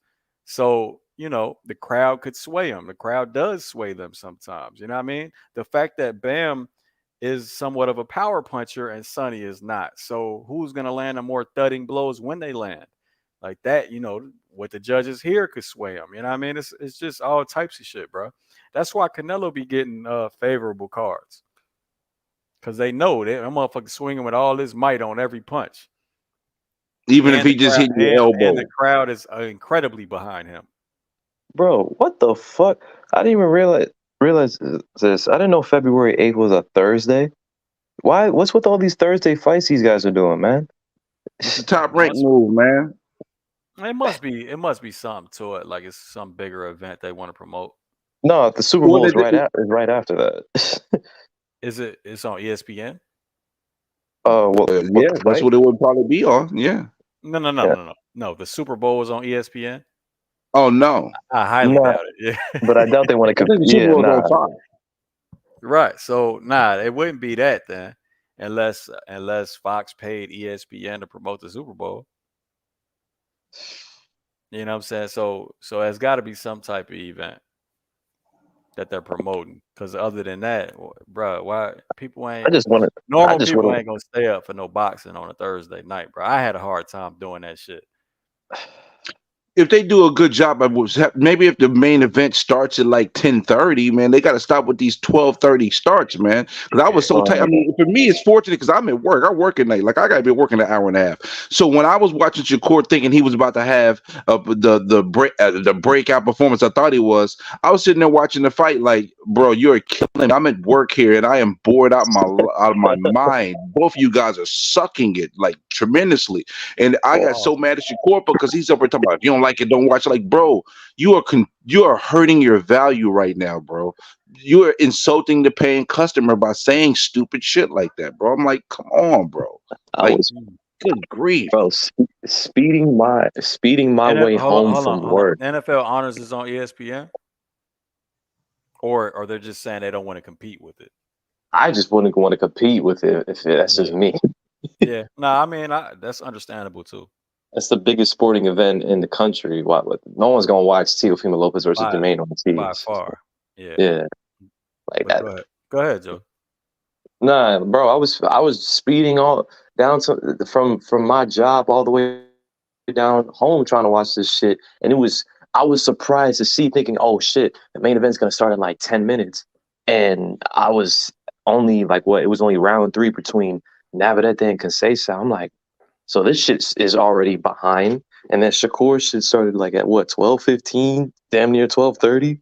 And this shit was dog shit. Yeah, it was bad.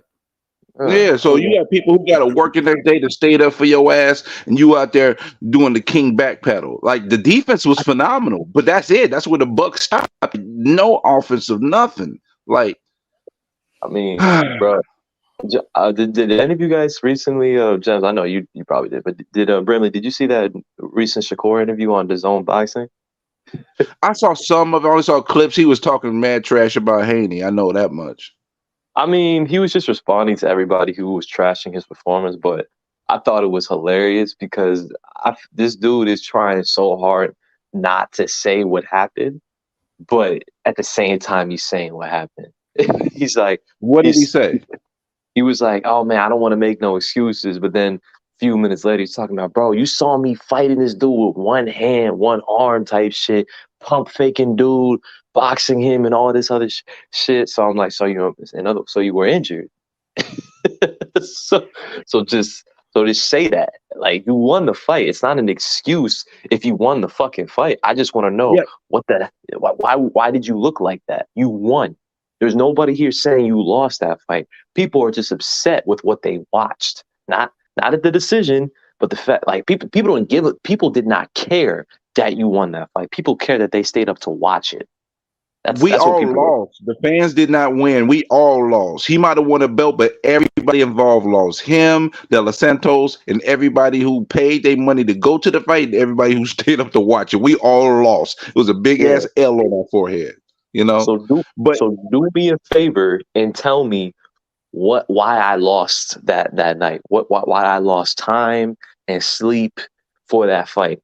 And you want to, like, I don't know. But Joy, you do understand the dynamics of boxing now. You could be honest and forthright and say that, and they gonna bash him. You excuse making, da da da da. So it's like you're gonna lose regardless in some turn. But you just said it. You gonna lose regardless. So what the fuck does it matter? He could say and not make any excuses. They're gonna call him scared. He can say what he wants. They're gonna say he's making excuses. What at that point it just goes back to, what would you prefer having on you? You being called a scared fighter or a guy who makes excuses? It's just like, who cares at that point? Just say what you got to say. At the end of the day, you won the fight.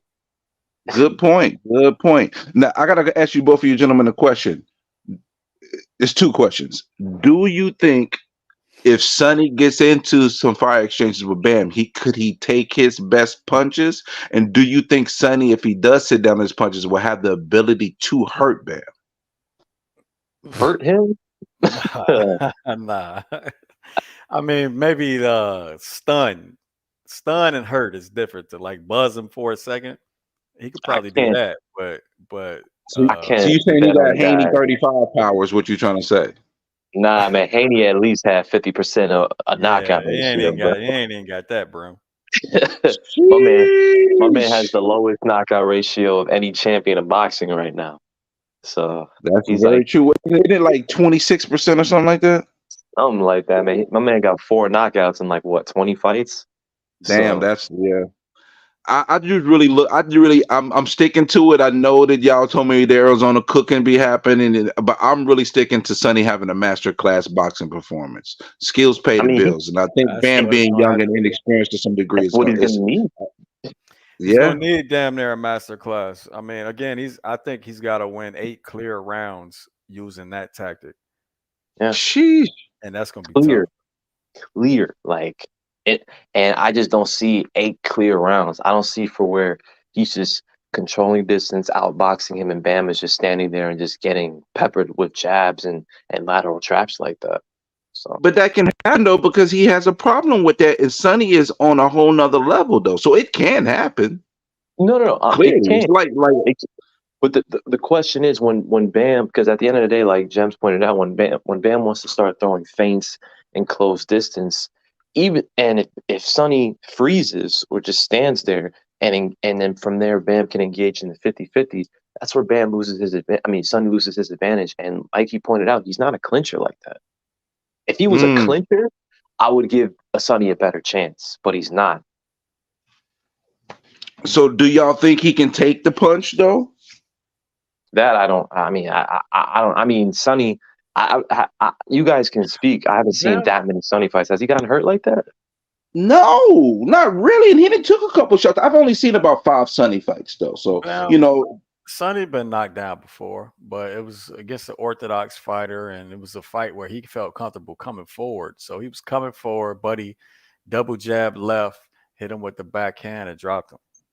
It was kind of a flash though. Nah, he wasn't hurt. He got cracked, but he wasn't. But it wasn't something like it had a lasting effect during the fight, though. In my opinion, it was a short recovery. Bam isn't a one punch KO guy to begin with. He's a guy who that's volume. He's volume anyway.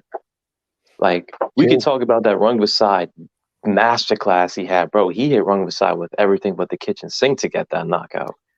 So facts, and his even the Quadras knockdowns, they were more so about fucking with his footwork and balance than anything else. Yeah.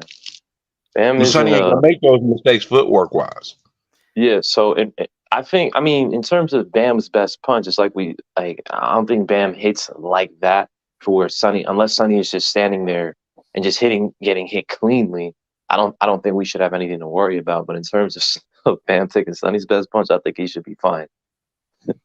Yeah. Y'all kind of making me a little more confident in Sonny, what y'all telling me though. No lie. Hey, I mean, the odds should make you confident in that fight, if you ask me. You know, I'm gonna put $1 on Sonny by knockout with I'm gonna do like a 5-leg parlay for $1, so if it hits, I'll get like 3 racks or something.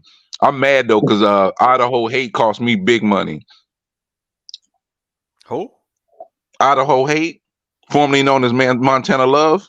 Oh. I'm surprised you bet on him after I don't know, man. You know what it was? I didn't study hard enough when it was one of those flyer picks, and I was like, you know what? Let me just put the picks, and I put him to get a decision. I mean, I was gonna lose anyway because I had another leg that lost on it, but I was still kind of tight though because when he lost, it kind of killed it, and it was $1. And if I had hit, it would have been 3,900. Because everybody was coming through for me. Everybody's coming through, but it is what it is, though. I mean, Liam Paro was a main. I mean, the way I've seen Liam Paro fight. He's got pretty decent skills. So when I saw that against Montana Love, I saw before the fight, I was like, this could be a very competitive one. Like the way Montana Love was talking, I'm like, Liam Paro is not no push around. So he's not a scrub. He's not a scrub at all. And then I didn't expect him to knock his ass out. I wouldn't have bet on that. Yeah, Idaho Hate went out bad, man. Idaho Hate. Montana Love might be on the shelf for a little bit after that performance, man. You got a disqualification on last year, and you got a knockout loss this year. So all right. Well, it's another card happening on Saturday. What y'all think about Colbert and Rayo again? I mean, I thought Rayo won the first time. I mean, look, I thought that fight was close. Yeah. I thought if you had it scored either one, it was 7-5. I didn't think Rayo dominated Colbert. You could say the knockdown was the decision maker in that fight, but you can't say Rayo. Like as soon as the thing is, when Colbert pressed on Rayo was fucking terrible. Yeah, I remember that. Oh my lord! Rayo let him back in the fight. I personally believe, like his corner cost him the fight. His corner cost him the fight. That's exactly what he did, man. Man, Colbert, in my opinion, was like the first 4 or 5 rounds. I thought Rayo was up bad, and then after that, Colbert just couldn't. He was watching him out. He was watching, but then his corner's like, "Keep doing what you're doing. You don't got to press no gas. No, go get him, bro." And then he just got really, really lackadaisical. And then Colbert got a little comfortable, landed a few shots. I still didn't think he won, but I blame his corner for not telling him not to continue to do what he was doing earlier to fight and really putting it in. And he got lazy and he just wasn't effective anymore. He wasn't doing jack the last like 4 or 5 rounds, really, in my opinion. Yes. CMPS on regular Showtime, the last card on regular Showtime. Go ahead. He made the fight too competitive for how it started. Like you said, he just so if he could be upset at the scorecards and the decision all he wants, well, you made that into a super competitive fight. You lost rounds in that shit. So it is what it is. You know what? The rematch is bound to be interesting if, you know what I'm saying, if nothing else. I think it's, I'm going to say 50-50. I'm excited. The first fight was so close, but yeah, the rematch is going to be interesting. It could be a El Rayo knockout, could be, Colbert decision again, dominant decision, or it could be close. You know what I mean? Who knows? That's the type of competition you want, though. Exactly. No, I like that fight. I would just for fun because not even because I like Rayo, but I just wanted to make it interesting. I would slightly favor him this time, just to get the knockout, because I think, like you said, he ain't gonna just sit there and like it was like Colbert did some good work, but it was what Rayo decided to do for where he let Colbert press forward. Like, because ironically, Ryo caught him in the first round because Colbert was coming in forward, but he got him. Colbert was getting reckless. As soon as Colbert was really like in Ryo's chest, he couldn't do anything. From there, Colbert was just whooping his ass. When Ryo was again, I think either against the ropes or just on the back foot. Yeah, he didn't adjust. He didn't make any adjustments once because Colbert made an adjustment, and it was around the 5th round he started making an adjustment, and then you could just slowly see the fight starting to turn because Ryo was doing the same damn thing and didn't make any changes, and effectively cost him the fight. You know. What killed me was hearing Jim's like, "Yo," Jim screaming at the TV, "Man, Ryo gotta stop using that shitty ass pill, man."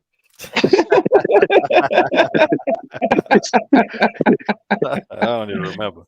Oh, my man was just like, "Yo, he like, that shit is terrible." You gave him one good peel. He's just like, "Yo, he's not good at that shit." oh, gentlemen, who y'all got tomorrow? Franchon, Cruz, or Green? Who? Damn, I'm just kidding. I'm just kidding. I had to do it. I had to do it. Say who? The loser say what? Oh, that was a good one. That was great. I don't know, fam. I don't know anything about that shit. But I think Green's gonna stop her personally because Franchon Cruz is very sloppy. You know, she fights just like like a mix of Sean Porter mixed with Sean Porter and Pitbull without the power. You know. Damn. I'll take your word for it, man. All right, moving right along. James, what I did want to ask. Honestly, I'm gonna be busy, so I'm gonna miss it. Honestly, I'm not gonna be busy, but I'm just not gonna watch it. So, man, come on! I thought you was gonna tune into your favorite fighter, Jake Paul. Man, I thought that was your favorite fighter, Joe. It's funny that you bring that up, right? Because I'm actually, I might be tuning into Jake Paul for reasons related to this channel. So, Jen, speaking of which, when do you think that video is going to be up? When we get the clips from this newest one, all right, because he's finally fighting another boxer, sort of. Yeah, kind of inactive, but you know. I mean, shit. I hope he wins then, man. No, we're just making a video saying how good is Jake Paul, and that's basically the topic of the video. Club fighter level, huh? Club fighter level, man. Oh yeah, for sure. You know, I respect him though because he actually treats the sport with respect, and he really puts on, and he's did a lot for women's boxing, and he could have easily. He has done a lot for women's boxing. No, he has done a lot for women's boxing, but I don't know, man. It's a lot of capping, though. You know what I mean? So I guess it's just for his brand, but you know. Yeah, it is a lot of capping, but Jim, think about it. He was in a very precarious position. You're already super popular. You're trying to box. You can't actually move like a normal boxer because a normal boxer, at his mistake, would be facing a bunch of nobodies. So he had to face somebody who was actually really a nobody in the ring so he could be the sale. Now he's at the point where he is sold enough as a fighter. Now he can actually try to conform and be an actual boxer and try to move with an actual boxing career. And he made a decision to do so, and I respect him for doing that. Yeah, no, I'm not talking about that part. I'm talking about the part where you're talking about. I really hope he wins, bro. Canelo and shit. Listen, yeah, bro, you know what that's about, man. You know that ain't nothing but some little bit of chase to get the, try to keep some buzz on your name. That's all that is. A little cap, yeah, I get it. Yeah, damn. Listen, Bill Haney does that better than anybody, man. And I rock with Haney, but Bill Haney do that almost better than anybody. He does a phenomenal job with that. I mean, Bill Haney was the same guy. I don't pay attention, bro. I don't blame you. You just focus on the rings. You just focus on what they do in the ring. All the other shit don't matter to you. I try to make it not matter. God damn, but that's all we talk about on here, or on the rest of the YTBC, I should say. Is this Andre August guy not shit, bro? Because this dude is undefeated, but yet Jake Paul's like what, a 6-1 favorite? He's that's more of a name thing. Yeah, he's inactive. He's been inactive for years, right? He fought one time in the last 3 years, I think. Yeah. 3 or 4 years. And he's like, what, 36, 35? I don't know if he's that old. I thought he was like 32, but I could be wrong. I don't know. I ain't paying that deep of attention to it, Yeah, I'm definitely not watching it. But, I'm going to be at work, so I'm probably going to watch it because there ain't going to be nothing else for me to watch. I mean, I don't want to be on some of these YouTube channels where they race bait and do tribalism all damn night. I don't want to listen to that crap. So I'd rather watch that than listen to that crap. So what you talking about? Brim, the black man is king. We got enough real problems in life than to be like the whole thing with Clarissa Shields, man. I like Clarissa Shields in the ring, but she does so much outside of the ring to make it hard for me to champion her. Bro, is she black? Yeah. Is she gonna win then? God damn it. What you talking about? We on that shit, James. Come on, bro. Don't do that. So who wins when two black fighters fight each other? The darkest skinned brother. The darkest one, man. The more black. Darkest skinned Bad old black. The black Bad old black. The sweeter the juice. So that's why Crawford beat the shit out of Spence. All right, man. Now I know. See, you catching on. You catching on. You gotta bet on the melanin. But if we do that, that means because Jermaine Ortiz is darker than it only applies if you're black on black, not Spanish on not Spanish. Black on brown. That's brown. All right, so Wilder's gonna knock out AJ then? Is what we saying? Yeah, I'm disagreeing with that. I'm not rolling with that. I'm sorry. Facts. I gotta see what Wilder do in this ring. I gotta see what he do in this ring. 1 round in 2 years, bro. Timing is a mother. Yo, hey, that's why Devin Haney whooped on Regis Pro Grade too, man. Facts. Is it? Like I thought it was just Creole. He is light skin Creole. Oh yeah, that was just a skill level deficiency, bro. Man, we just beat so bad that fight. God. I was so surprised. I mean, I thought Haney was gonna win, but I thought Regis was gonna at least have a few moments where Haney had to dig deep. He ain't had to dig at all. He wasn't prepared properly. Oh my God, man! That's what I honestly believe. The shit you told me. Nah, don't worry about it. Don't worry about it. But yeah, he wasn't prepared properly. But anyway. Oh my God. I can agree with that. Yeah, y'all might have a point to this. Y'all might have a point to this shit at least this year. Melanin, man. Yeah, we gotta go Wesley Snipes, bet on black. Exactly. Wesley Snipes box, he'd be the champion of the universe. Well, he did box in the movie. Remember, he knocked out Ving Rhames in prison. Of course he did. You see how black he is?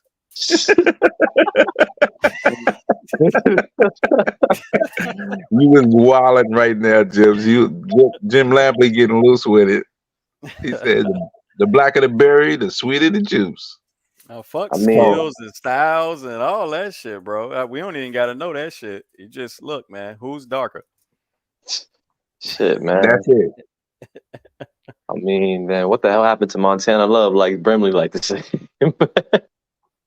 I don't. You guys, it's Idaho hate, bro. You can't call him Montana Love no more. He was drugged. Oh, he was drugged. If not, they don't win. Then there's got to be an excuse. Somebody cheated or something. Ain't no way he just beat him fair and square. That's impossible. What about Cool Boy Steph? Hey man, we don't have Japan. We don't have nothing for Asians. Yeah, we can't. We don't have a rule against Asians, bro. Yeah, you're right, James. We can't apply that rule on that one. They got Bruce Lee heritage, bro. We can't apply that. Right. Too many of us like Bruce Lee, so Facts. Yeah, Wu-Tang got started based off of Asian heritage, so they automatically disqualify from that rule. Facts. That's what it really is. Shit. What about Jamel Charlo? Jamel Charlo. See what had happened was he got paid to lose. Well, I showed you what happened, fam. You want me to show this shit again? Oh no. Oh, I remember. You know what? You're right. My man did not take that fight serious whatsoever. Definitely didn't do anything. Shit, what about Boo Boo, Gems? Hey man, Boo Boo don't count. Yeah. Boo Boo from Rhode Island, bro. Hey, Brim, did you see this shit, bro? You gotta watch. I did. Yeah, you saw the whole thing. It's my memory. I'm old, bro. I think I did, but I can't remember like some of the details. But I did remember seeing it, and it made me laugh a little bit. For old time's sake, I gotta play it, man. This shit's hilarious. Play the Bee Gees when he went out to fight. Yeah, Being alive, bro. Gems, they right about Inoue, man. He had loaded gloves. They just cut the cameras when they put it in, man. Oh yeah, he was stacking. Remember, that's what it was. Oh, he had loaded baked potato gloves. Oh God, he had chives, cream cheese, extra cheese, all in his glove. Mm-hmm. He was stacking. Remember? Yeah, and Dubois, man, he stopped Usyk, but they robbed him of that body Dubois' shot. Last name is French. He ain't black. What the fuck? Yeah, he got his skin is painted. Yeah, nah, he ain't black, bro. What? That shit painted like a motherfucker. I gotta learn the rules of this shit, bro. Oh man, real man, there's statues to this shit. There you go. Siempre he hablado mucho y ha tratado de ser así como muy rudo, como muy bravucón. Pero no, llegó en un tono más tranquilo. Canelo is a legend in boxing. He was selling out arenas in San Antonio, 40,000 people. You know what I'm saying? And it was like, he a fan favorite.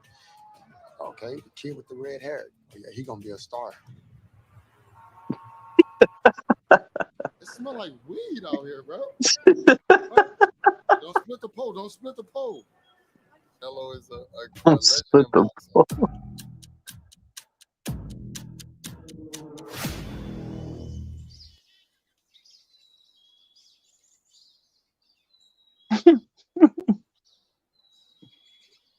Disfruto todo, la verdad, el clima, la tranquilidad que está aquí, y lo bien que puedo entrenar. Dicen que es un mes el promedio en el que te aclimatas.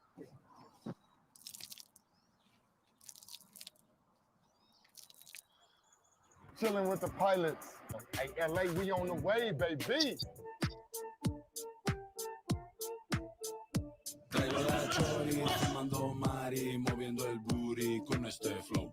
Ando bien Harry, vi que en tu story estás en el mismo party que yo. This camp marks Canelo's 64th as a professional boxer. And while demanding undersells his grind, consider the old adage, if passion drives your work. When I was at home, right, I was like looking at my watch collection, and I'm like, nah, we can't wear that. Gotta be some real class.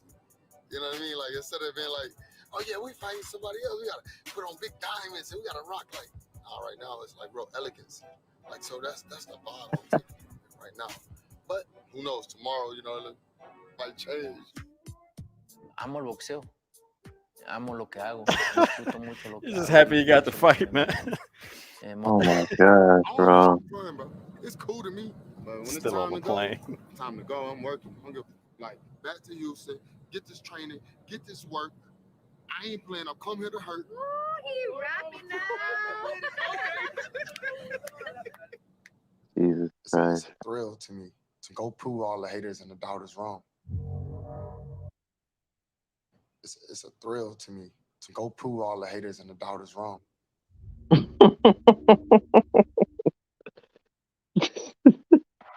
The fashion of the win makes a difference. That's on the back of my mind in this fight right here.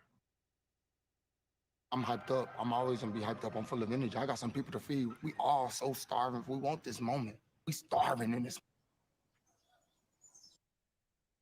No, pues me ayuda mucho, me motiva mucho ver a mi familia, obviamente. Los extrañaba mucho. Tenía mes y medio que no los veía, pero ya se van mañana, sí. Nomás vinieron unos días para estar aquí, sí.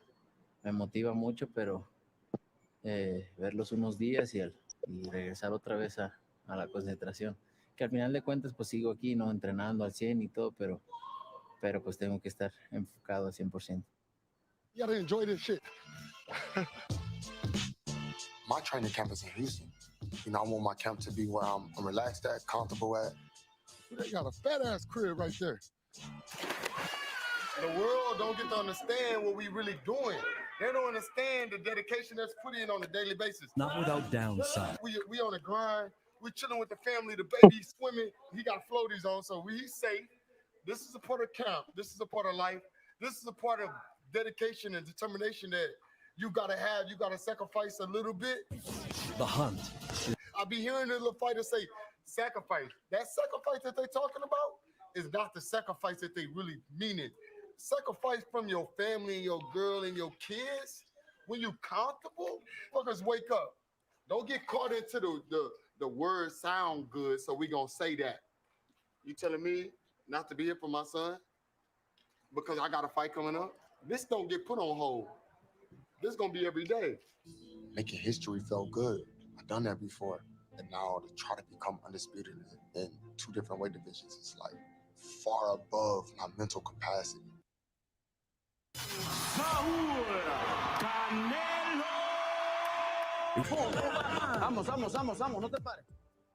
I just want to push myself more and more and more and deeper into. Thank you. Canelo, Charlo, let's go. That's big. Sure, Canelo out more than anything else.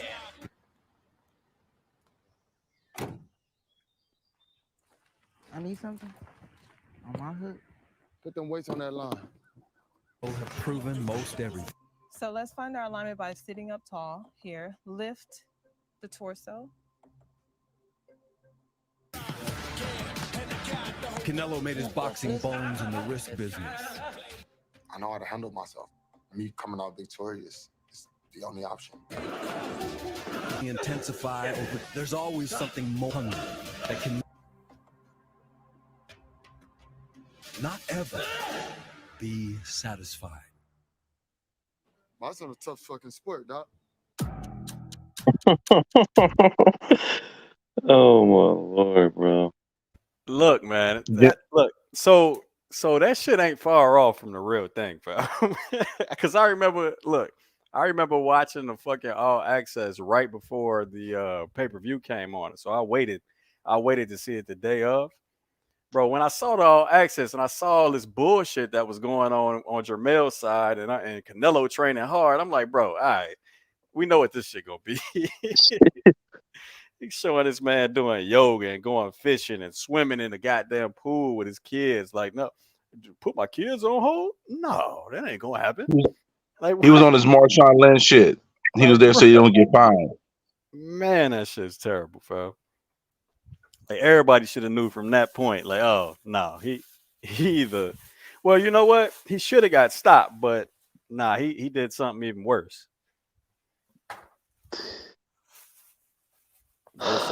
Much worse. You gotta sing it with me. Still alive, still alive. That's what he did. He fought to stay alive. I went 12. Like, bruh. People, and then I love when people are like, oh, well, yeah, but y'all didn't see the epilogue where he was crying with all his people and shit, saying that they worked their asses off and they did their best and whatnot. And come on, man. Hey, y'all noticed this man went into hiding, right? He dropped 2 of his belts. When the last time you heard from Mel? You haven't. I don't know. I feel like nobody hates Mel though. Like, no one, has anybody been on Mel's head like that? Bro, I was on his head. Bro. Nobody remembers. Like, Mel, nobody. He ain't said shit. So that's what I'm saying. I changed his moniker from Lines Only to Gazelles Only. Right. It's crazy. Like, is he done? I'm not even saying that because it's so hard on his helmet at first. You don't remember that shit? Oh, you right. Bro, it was casual fans going in, bro. Oh, what was it? What were those 2 rappers, man? Oh, Mason. Mason. Yep, Mason. No, it was Mason Cam. Cam was like, Cam. It was Mason Cam. Yeah, because Cam was upset at Mace because Mace had him go to the fight. He's like, yo, Mace, you had me come here to see this bullshit. That shit was bad. Yeah. I forgot about that. Like, bro, he went into an audience that don't know boxing from shit. You know what I'm saying? So it looked terrible. Like the audience ain't know, like, bro, they audience, they don't know dude was jumping up 3 weight classes and all that shit, or 2 weight classes. They don't know shit. So it literally just looks like you went in there and ran in a regular boxing match to them. You know what I mean? They not paying attention to the finer details. So, bro, it was bad, man.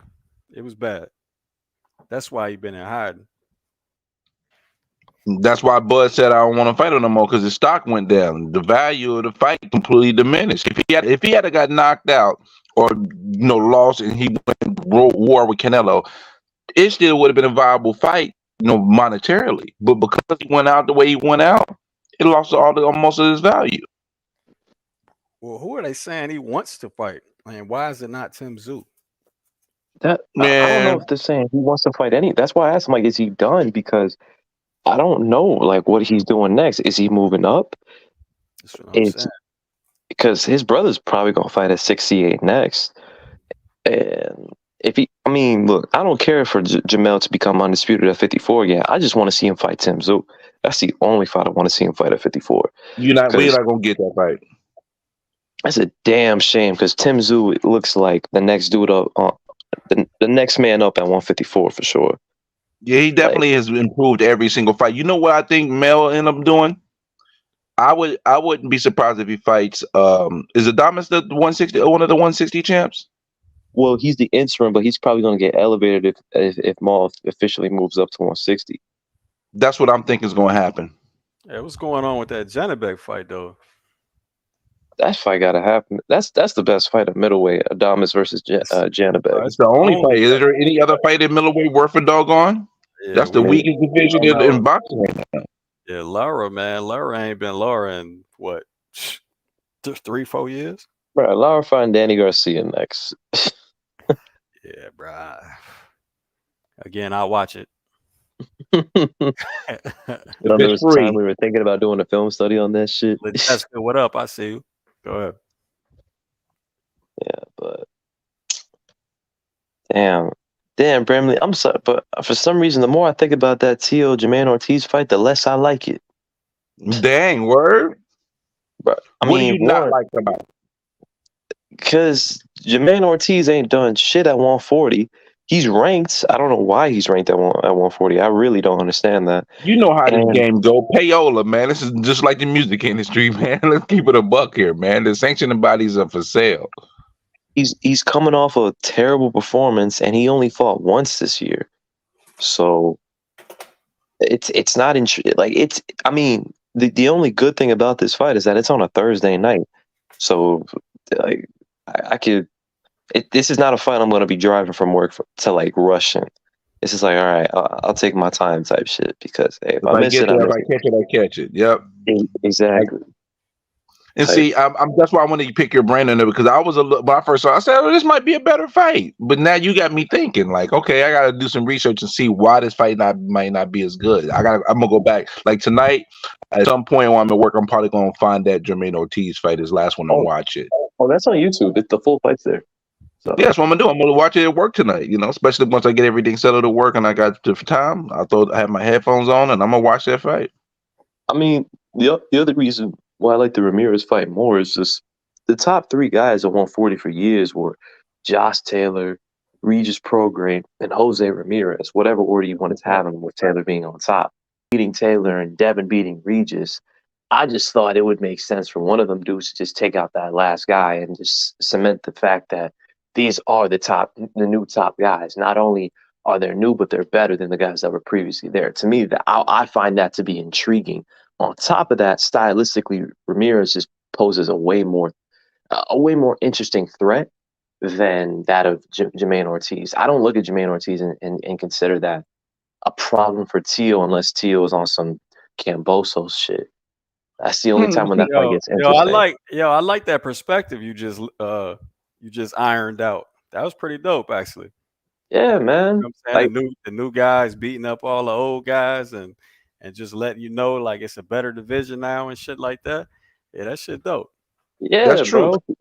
Only thing though is I thought Ramirez is tailor made for Teo, like tailor made. Nah, I would disagree simply because of the fact that Ramirez is a pressure fighter.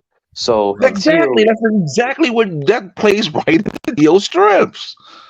I'm Yeah. talking Wow. yeah and no in the sense that for like similar to like Gems used Pedro Campa, it's when Ramirez is able to close that distance and put it and if Teo is on the ropes, because unlike Josh Taylor, Ramirez doesn't use a lot of head control. He's just gonna be straight in Teo's chest trying to just work him and put pressure. So if Teo decides to work there with Ramirez, he could get cracked a lot or at least take some damage. It's a fight for where, as the fight progresses, Teo is going to take over. But I think the first few rounds will be interesting. Yeah, Gotcha. he's got to get the timing down for sure. The timing of the step ins, timing of the shots on the inside, all that shit. But bro, I mean, if he catches Ramirez overreach with that cross, he could put him out to sleep with that uppercut that Teo likes to throw. For sure. Yeah. And that could be at any time. So say he gets that timing down early, it could be an early night. But man, if Ramirez is patient pressure and smart pressure, he can get Teo some problems, man. Because again, Pedro Campa gave him some problems. All right, now I defer to you guys because listen, when I listen to you guys, I listen to learn. I know that you guys know more than me, but when has Ramirez been always smart with his pressure? I throughout the course of a fight. We didn't say always. He always been smart with through the course of a fight. Is he through the course of a fight? Is he going to be smart throughout the fight with his pressure? No, he I don't definitely think so. he definitely ran up some rounds versus Josh Taylor though. Being first few rounds. Yeah. No, it was more than that, fam. It was more than that. It was the knockdowns that really made the difference in the fight, fam. And on top of that, I thought he applied intelligent pressure against Pedraza. I mean, it's Pedraza, but still, like I think and even against Postal, Postal had his moments and made that fight competitive. But when Ramirez won rounds and applied pressure, he was winning them shits. Like, I'm not gonna just sit here. I can't sit here and say that Ramirez. Like, I never thought Ramirez was the top guy at 140 and whatnot. I always thought he would lose to Josh Taylor and have issues against Rize. But at the end of the day, he was a unified champion for a reason. Fam, bruh, this shit was 114, 112 every scorecard with 2 knockdowns. The knockdown made the visit. Definitely did his thing, bro. If Josh Taylor did not get those knockdowns, that's a draw. So yeah, the man is all right, fam. He's all right. Now, would I favor him? No. But I mean, I favor Teo, but nah, it'll be a good ass win. And on top of that, bro, Ramirez has fought 5 consecutive championship level fighters since I think he's won the world title. And even when he wasn't fighting champions, he was fighting top contenders like Jose Cepeda. Bro, actually, no, his last 7 fights was pretty goddamn good. Finished the Mary Mom, then Antonio Orozco, who was pretty good at 140 at one point in time. Then Jose Cepeda, then Maurice Hooker, who was a champion. Then Victor Postal, then Josh Taylor, he lost to 114, 112. Then Jose Pedraza, then Richard Comey. Like, bro, now he pulled up them, Pedraza and Comey from 135, of course, but still, it's on a get back. Nah, Pedraza was already established at 140 at that point. Was he? Yeah, he was fighting. Didn't Pedraza already fight 2 or 3 times there before? Huh? Yeah, Pedraza had already fought Cepeda at 140 by the time he fought Ramirez. So, I mean, that was probably Pedraza's last opportunity to really look at a title fight at 140. But he was an established 40 pounder. Yeah, no, I realized he got cracked. Everybody realized he got cracked from a step back counter from a southpaw though. But still, no, we get the point. It's just, bro, that shit ended up 114, 112. So what are we missing? He did some good work. He did good work throughout the fight. It's the few mistakes he made cost him the fight.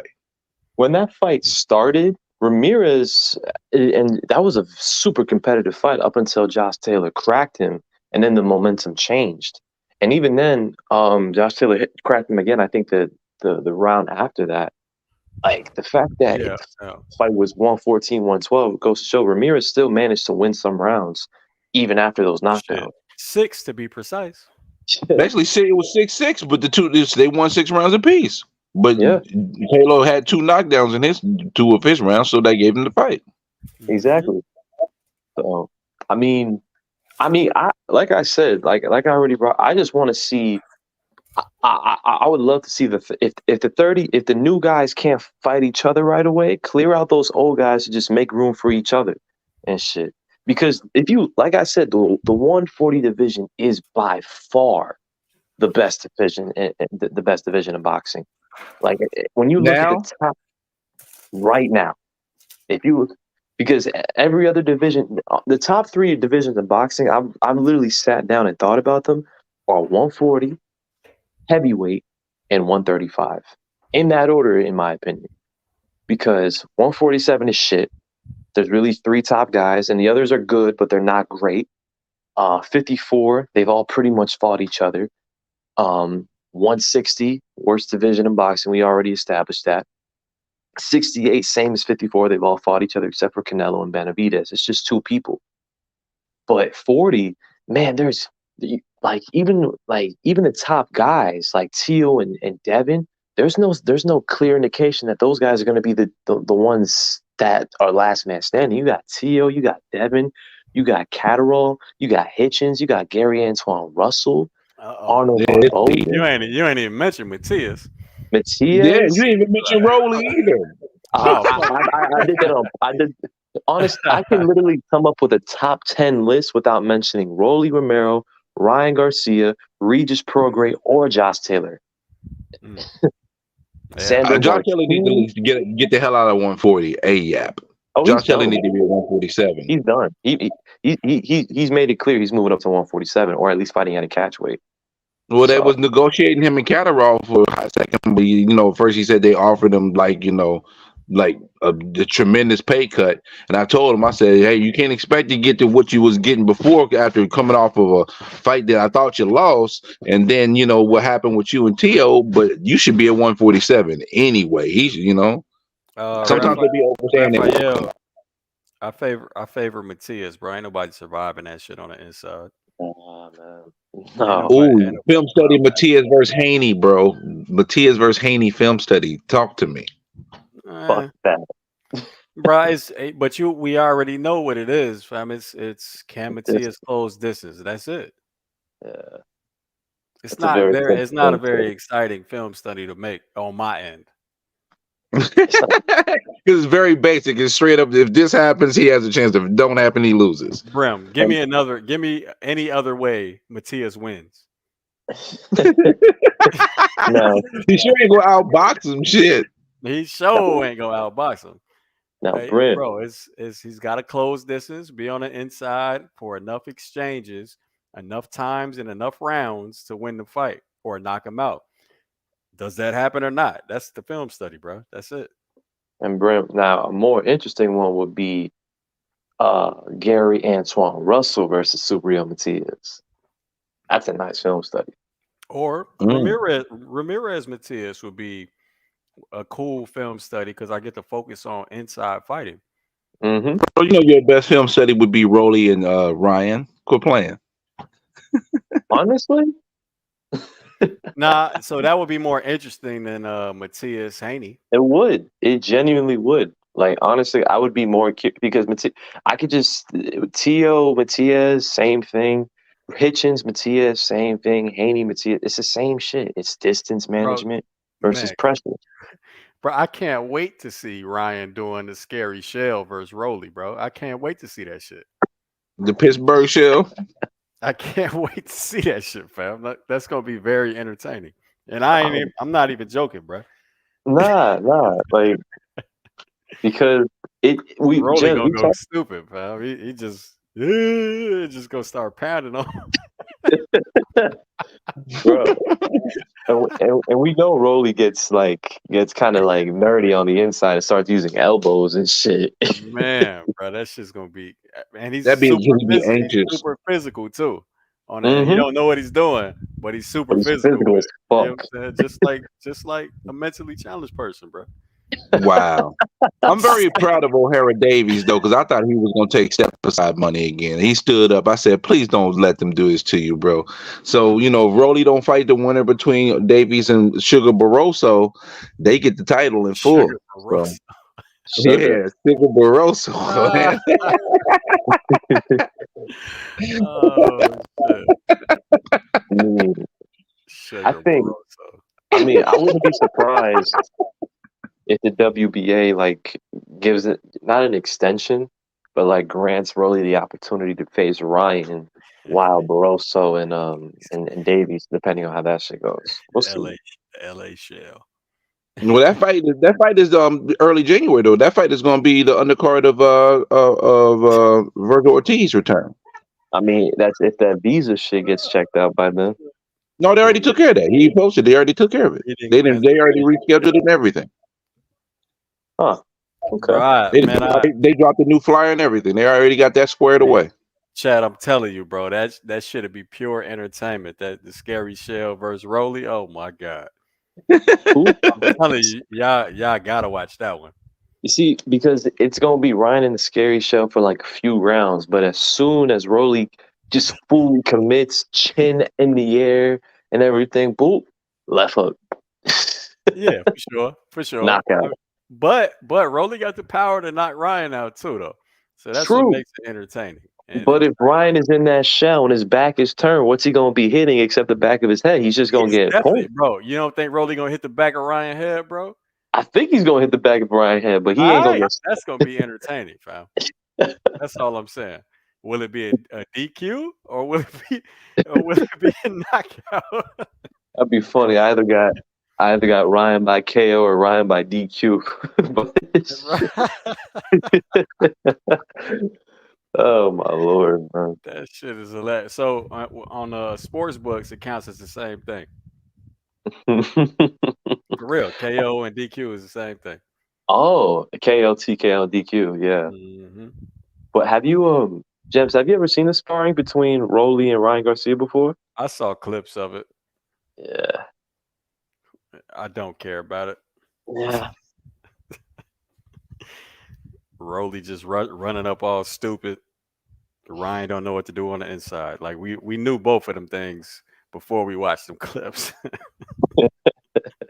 And then when Rolly's mid range, Ryan can catch him, can just time him with the left hook while coming in.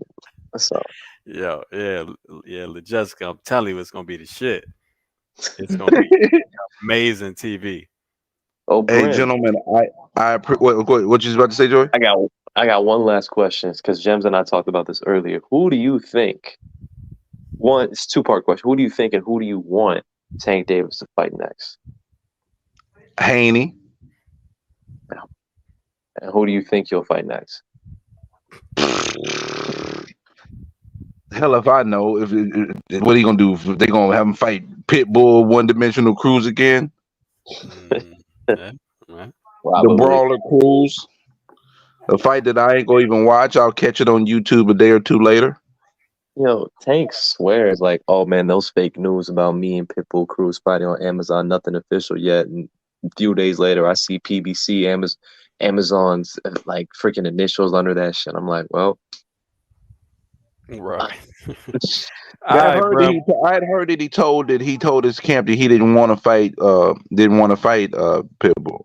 But I don't know, man, because the issue is I got to go off your track record, bro. And and I love watching Tank in the ring, but I'm not going to sit here and try to defend him with worse anybody because he just hasn't did anything for me to defend. So it's like, okay, you fight the person. I'm happy. If you don't, then I just won't be tuning in. It's just that simple for me. I think we even make it a difficult process. Yeah. I wouldn't either if I didn't have a boxing channel. I mean, that's the only reason I'm watching. Yeah. I feel you. See, I have a boxing channel, but I just sparingly come in. I just be pulling up on people who love the sport, and we can talk like adults about it and have a different opinion or agree and keep it moving, bro. That's how I like it, man. But gentlemen, I appreciate you. I'm always going, even if you don't see me, I'm always tuning in because I learned so much from you guys. Jesus Christ, bro. Your mic going crazy, pal. Static went insane. But all right, bro. Thanks for pulling Appreciate up. you. All right. Yeah, but